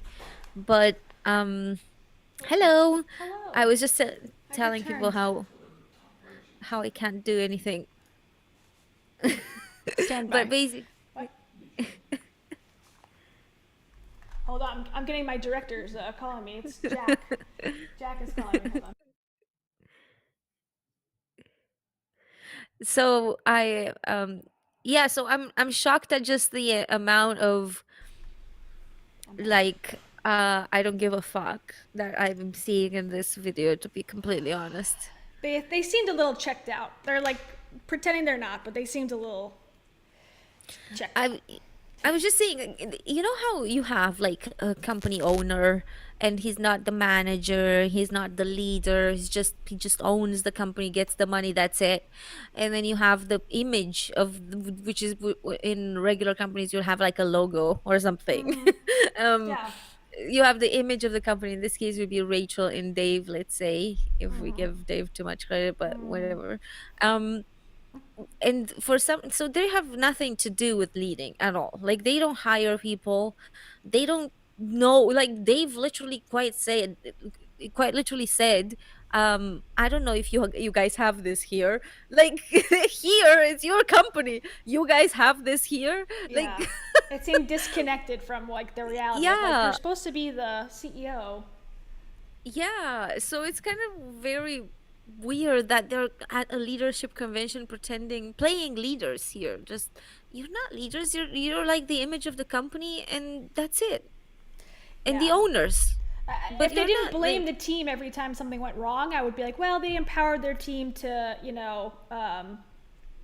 whatever, you're empowered to make mistakes and it's okay. But then we hear behind the scenes, like, you made a mistake and got fired. That's a different situation. That's really like, you got to be careful about how much empowerment you take on for yourself, because you're at risk of being let go. And if the judgment is, what's your emotional intelligence, which is a vague and non-specific benchmark, it's like they could just say, well, this person sucks, I'm done with them, like, they're fired. This That's person not doesn't fair. have enough emotional intelligence for our company, so we're firing them. Oh, Like, how can you quantify bullshit like that? yeah. Oh, by the way, Cam, so what my director, aka my fiance, was telling me behind the camera, at the top right of your screen, there should be a live comments button where you can look at the comments too. Allegedly. It Oh, works? did he hear me? Yes. Well, he's Oh my watching, I think. God. Oh, hi, Steven. He texted Oh, me. I can see I was like, them I see the now. comments, but yeah, he texted me what he was trying to say. So now you Oh, can be a part of the amazing. conversation. Okay. Yeah. So we should probably like stop soon, because how much longer is this video? Because we've been 10 going more on for minutes. 3 hours. Oh my god, I know. Oh my God. Well, do Maybe you- we have too many comments. Maybe we're just like too cheeky. yeah, maybe we should just watch it like full on. We got 9 minutes left. Let's try to watch a Okay. minute without stopping. Okay. All right. So I 27 challenge you. Okay, we can do it. Okay. What was your favorite HOCO moment? HOCO, so with us. HOCO moment of 2019. She's like, if you don't know what Hoko is, it's our company. It's the CEO of 2019, so think back to when 2019 started, not just the last 3 months. It's a long time. I actually think walking out at Dallas and witnessing the like sea of humanity. I didn't have my problems with my equilibrium that time, so that was like, man, thank goodness no more vertigo. But there was something about that many people being so well taken care of with that damn like waving sock of yes, I mean like The sock. the sock, the wind finale, sock, like yeah. I'm talking about like walking out of the finale at Rise Dallas for me was just like, this is this company doing what it does best, led by you, this human who is uniquely given a gift to do that 3-day experience unlike anybody else. I don't know that I've ever been so proud to work with people or on a thing as I was in that moment. That was amazing. Yeah.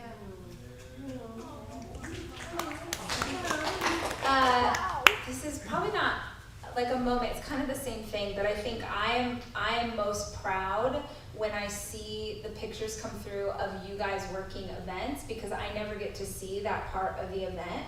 And whenever I see you guys like hugging strangers and checking them in and like helping them buy a water bottle and all of those things, it's just not something that other companies care as much as we do. And you guys love them so well, which is all I could ever hope.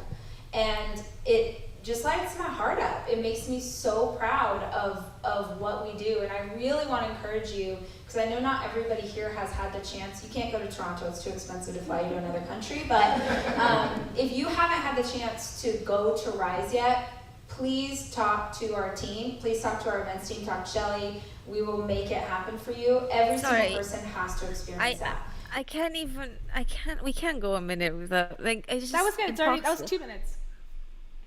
Really? Oh, okay. I was gonna say, like, so her favorite moment with the Hoko is when she wasn't there. My favorite moment was watching you guys do the event for me and me not having to work. My to do favorite that. moment was when I heard that you guys sell my stuff really well. Yeah.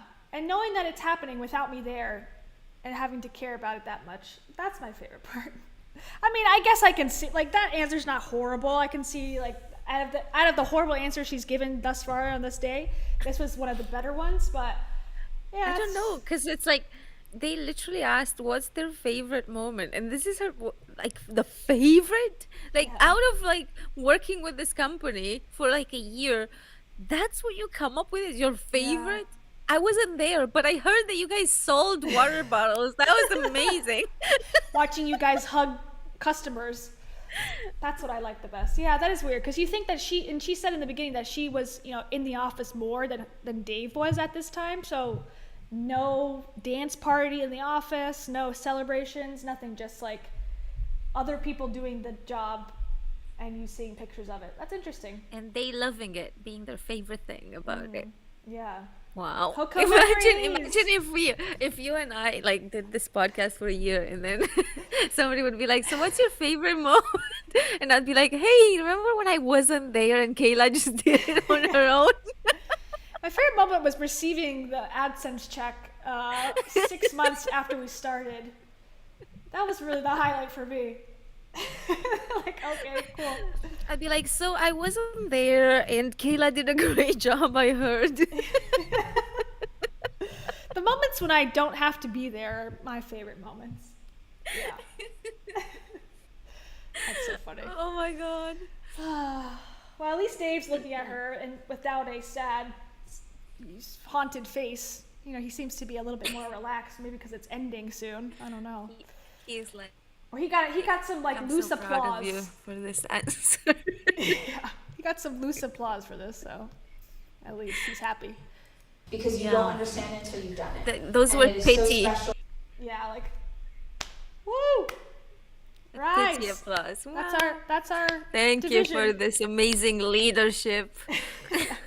You like the And event. I can't express to you enough, like, there is no live event for personal development that cares as much as we do, that is Maybe. as intentional, that creates a roadmap, that gives her a story, that cares about how she feels.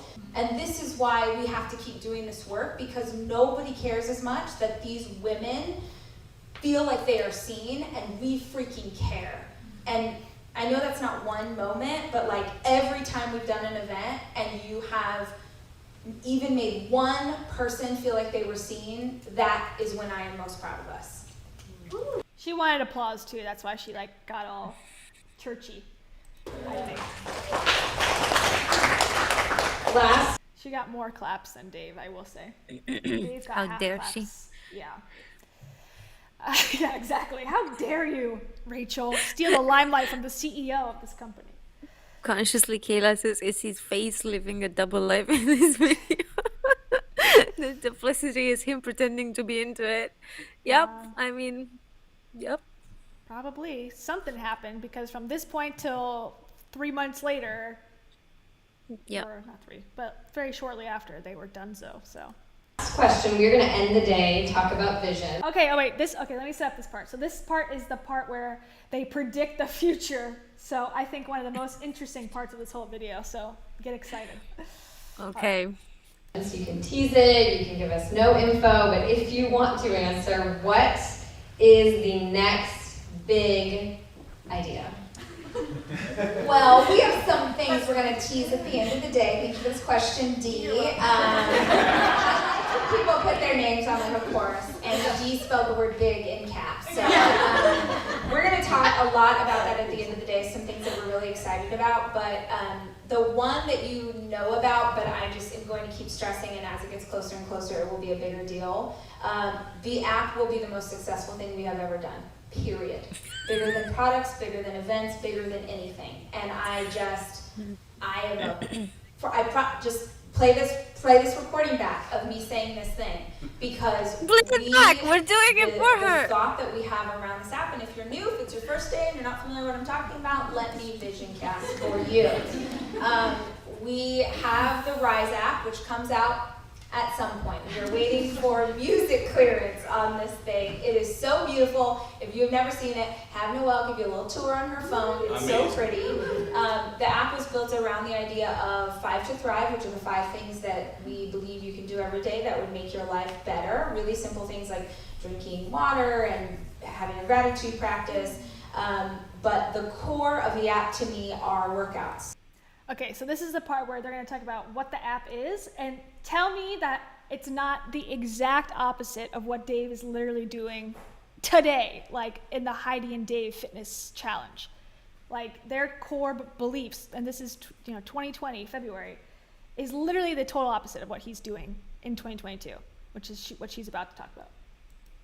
So they are workouts that are in 10-minute chunks, and they are created by me or Dave or Chris, and they are set to music, which is why we're waiting for the music clearance. But the reason I'm so excited about this idea is every fitness app I have ever seen, there are people with six-pack abs, and they are at a fitness level that is so far beyond the average American that she doesn't feel like she can even try. To me, I don't know who else is old enough to remember Richard Simmons sweating to the oldies. Where is Richard Simmons though? And you can laugh, but he met people where they were. And he said, you have value and you're allowed to have fun, and this is allowed to make you feel good. This is not supposed to be a punishment, and nobody is doing that. And that is where our girl is, and it will be the most successful thing that we do. I am going to keep saying this because I'm going to manifest this. It is $1 billion idea with a B. Print that. It's been printed. Hold on, wait. How did you do that? I have all these sound effects. That's I should have amazing. used them. I should have used them when like at the end.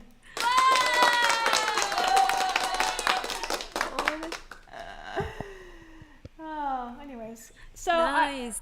I love it. she like literally doesn't talk about the app's still available, but like no one talks about it. Apparently it works like horribly. It's got no good reviews. It's dead. It's dead. Yeah. Yeah. I mean, Dave is like working It had out bad on it. reviews the first week. Yeah. Let me look it up. I did like a video, and I remember reading like terrible reviews.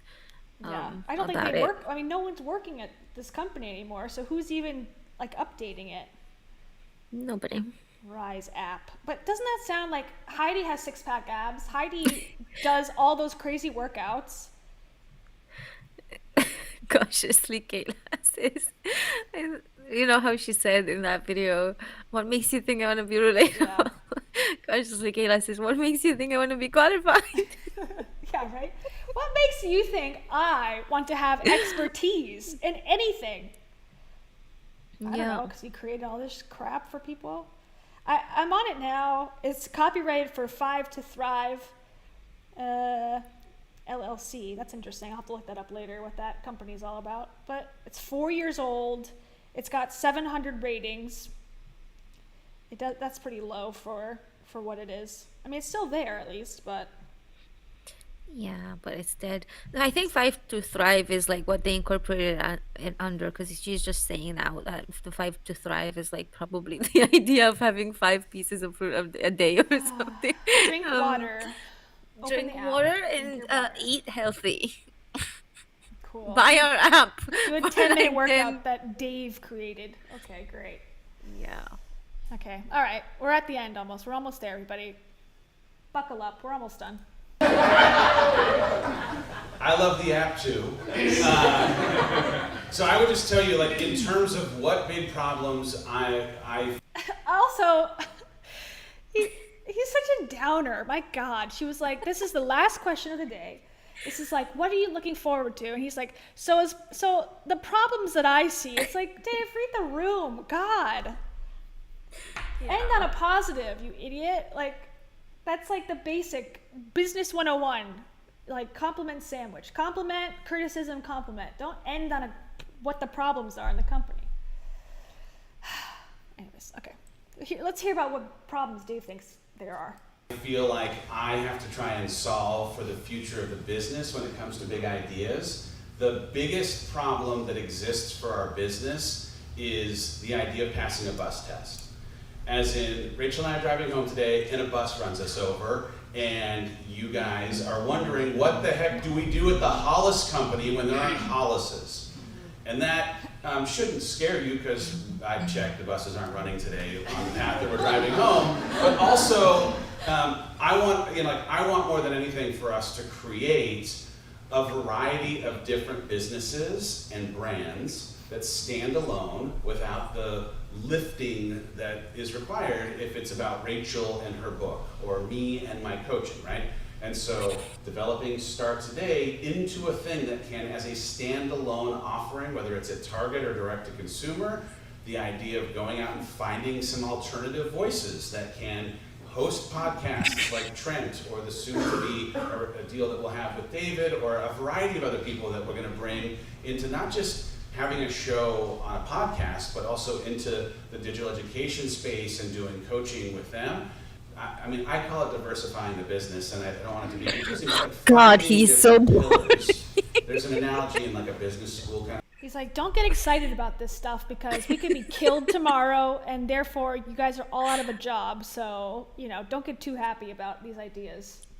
He's like, oh, I want if we got run over by a bus, the Hollis code could work without us. It's like, yeah, it already does, dude. Yeah, Like, I think you're we're- not even there. You don't even know what if we have this here.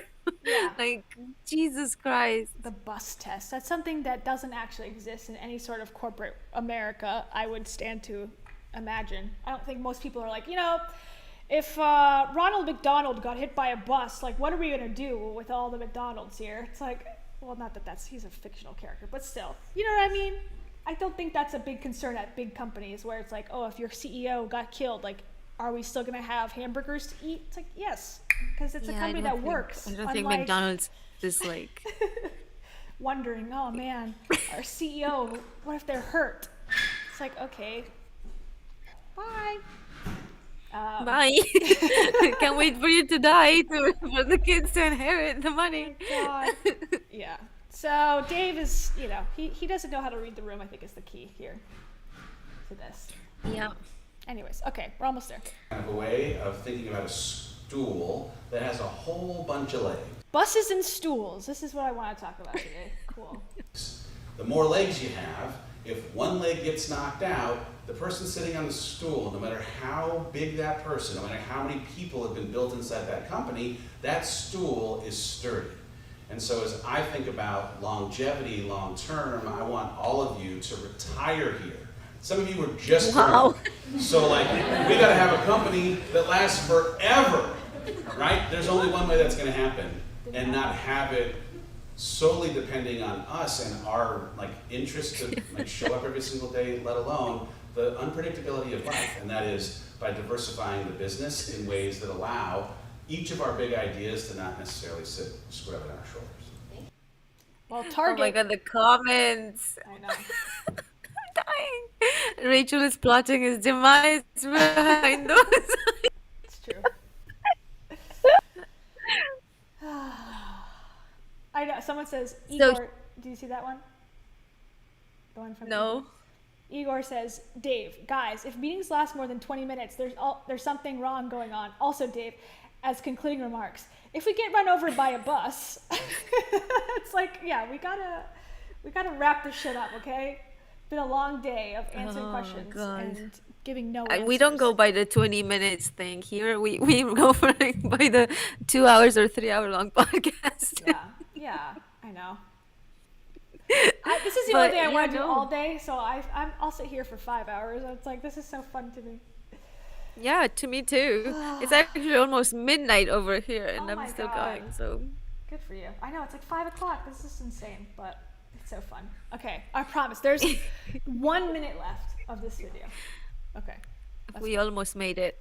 And this is, yeah. And they do a wrap up at the end. They can tell us about how amazing this video was. So once we were done with our time up on stage, we turned it over to the teams, broke them into cross-functional groups, and challenged them to take on an issue of the business. We will, Rachel and I, at the end of the day, sit and listen to them pitch us on the solutions to our company's biggest problems. Like Shark Tank. It's like Shark Tank, but at a church in Hill Country, This is not a Texas. church, it's an event venue. There's Just stained have- glass windows. Stained glass windows does not equal church. I didn't know you could put stained glass windows in anything other than a Literally church. anywhere you want. The bottom line is, at the end of the day, we're sitting and listening to their pitch, and the winning team gets a humongous bounty of prize. And then there's a lip sync battle because It's us. hashtag Hollis Company. That feels like us.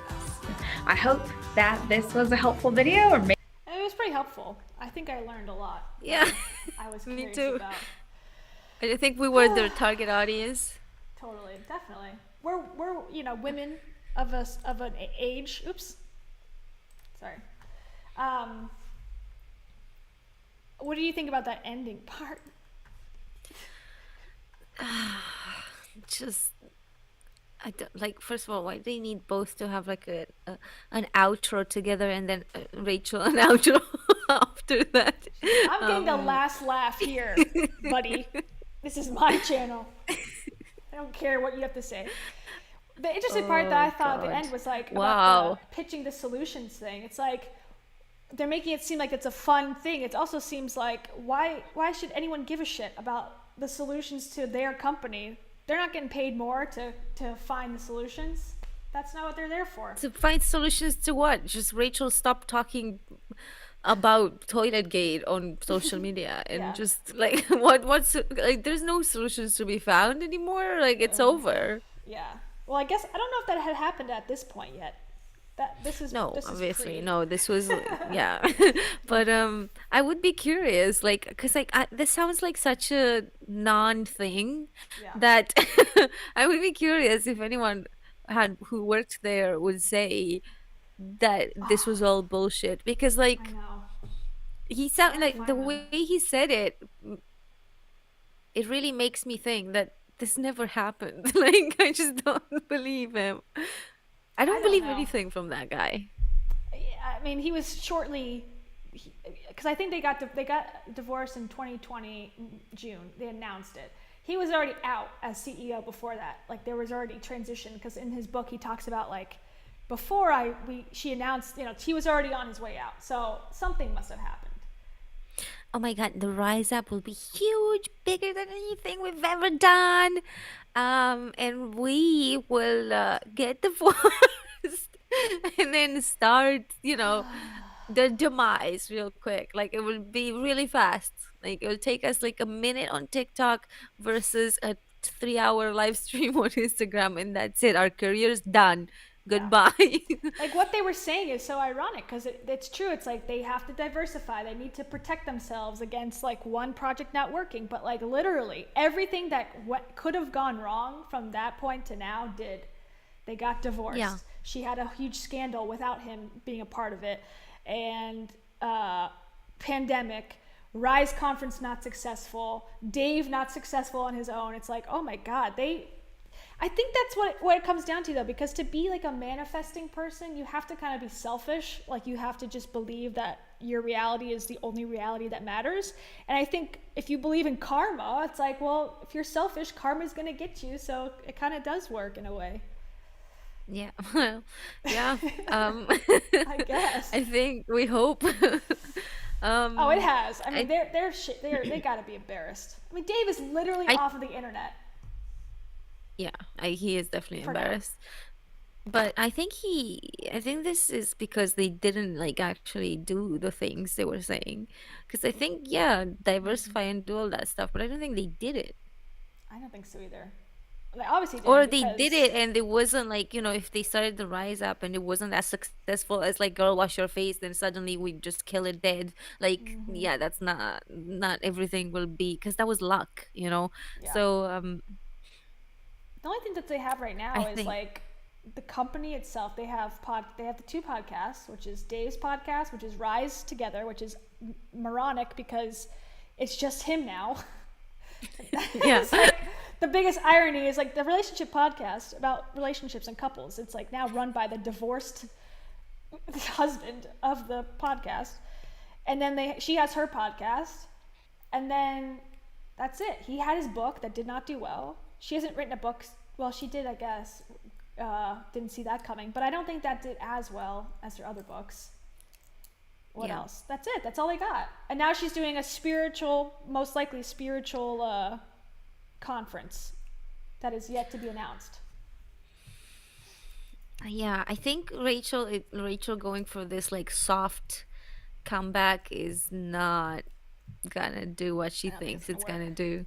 I think she died like her public image was like so destroyed that you can't do a soft, because I feel like she's trying to like slide back in slowly, just be like, little podcast here, little rich talk here, blah blah blah. But I just pepper it in. Well, she's No. Did you see the Instagram that she posted about? Doesn't work. Oh, are you gone? Hold on. Did you see the Instagram she posted with her boyfriend? She tagged him finally. Oh, she's got she's got stories. Let's like watch this live. Let's see. This is a live analysis channel. Okay, wait. This is the post. That's says dark. That's her boyfriend, everybody. I called this way before she announced anything, just based on Instagram, figuring it out, like who followed who.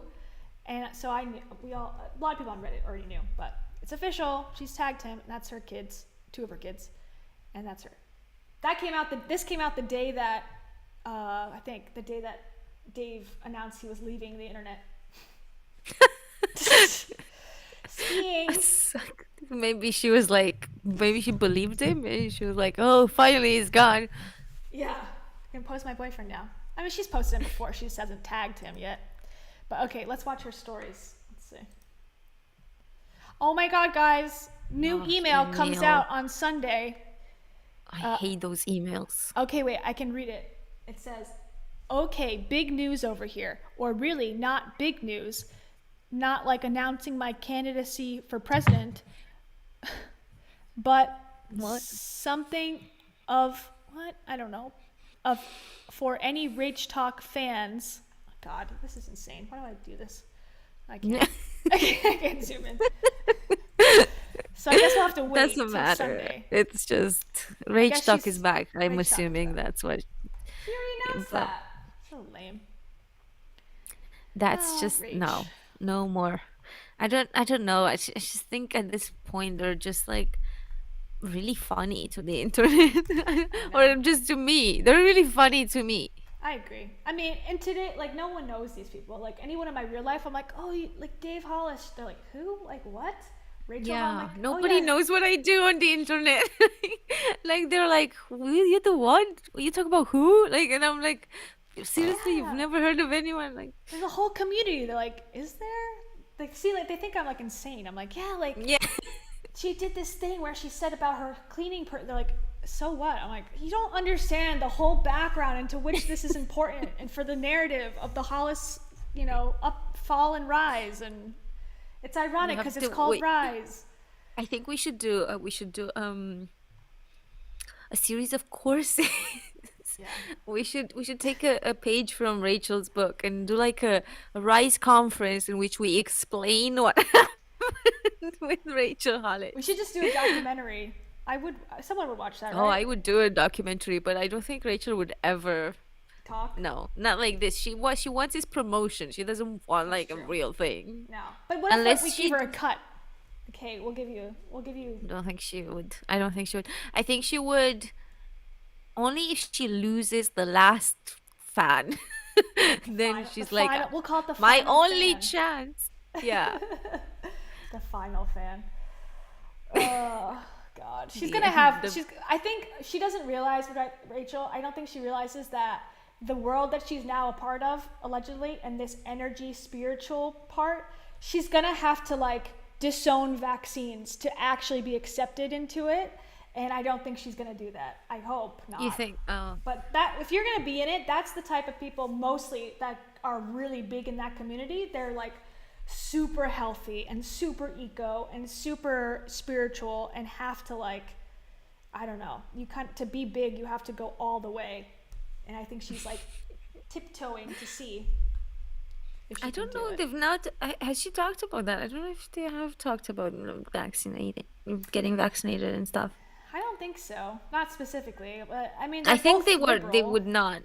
Yeah. I don't think they would talk about it because I think they might alienate some of their fans. Yeah. It's too controversial. But I know they're both politically liberal, Dave and Rachel at least. I think Heidi might be conservative, but I don't know that for sure. And now probably Dave is also conservative after her. Probably. Sis. I wanna hold it, but maybe we should preview, like, kind of tease that about what we were talking about doing on the show with the quiz. Yeah, let's tease it. Okay, so I'll ask one question and then you can answer it, and that'll be kind of like the tease. Okay, so we're thinking about doing a Rachel Hollis Dave Hollis, Heidi Powell world like quiz on one of these live streams where we both ask each other questions and you guys get to guess the answer based on clips that we found.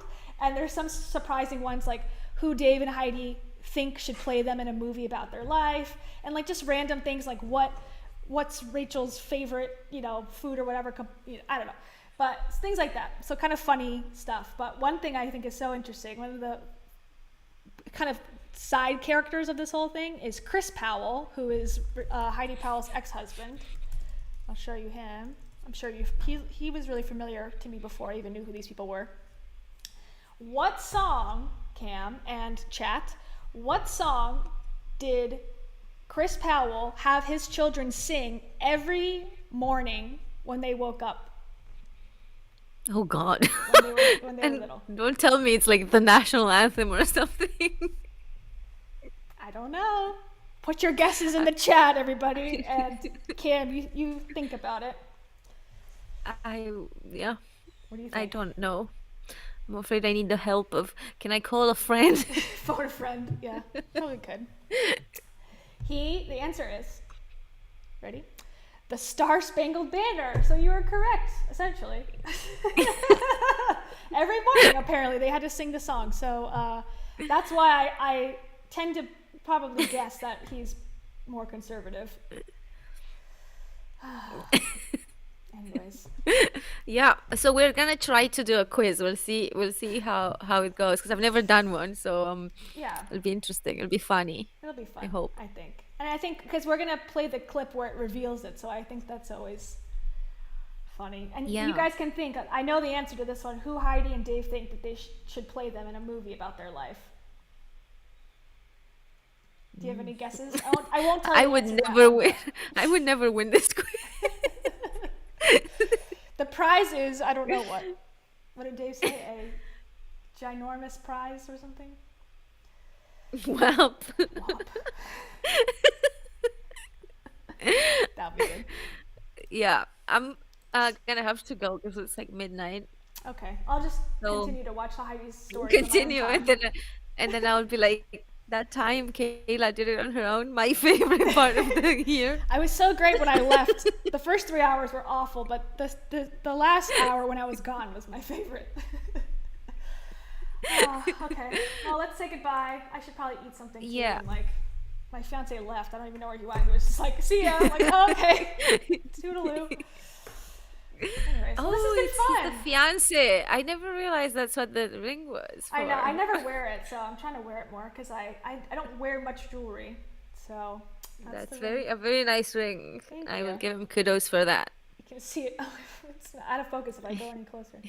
Thank you. We got engaged in July of 2021, so it's new. That's nice. It's exciting. We have no wedding plans yet, so because we don't know how to do that. It's a pandemic. Just I know. wait. We're gonna Just wait. Yeah, Yeah. we're just enjoying the experience. Yeah. Does he like being called the fiance? Do you like being called the fiance? It's weird to me. I think it's weird, but I'm trying. I think I struggle with it more than he does, but I'm trying to get more used to it. I'm just like such a weirdo. I don't know. Intimate relationships are tough for me. So Yeah. like, calling anyone anything, I'm like, like this is my friend. It's like, no, you're engaged. Like, This is my buddy. pal, This is Steven. this is my friend who I've known for years and live with. But that's not his fault. That's my fault. He doesn't struggle with that, I don't think. So yeah. Oh, thank you. Thanks everybody. Thank you. Aww. Everyone's so nice. It's so sweet. Okay, well, that was the most sweet story to end on, and I didn't even know about it. So, Well, thank you. You can send me a congratulatory gift by subbing to this channel. That's all I ask. oh yes, for them to have a happy marriage.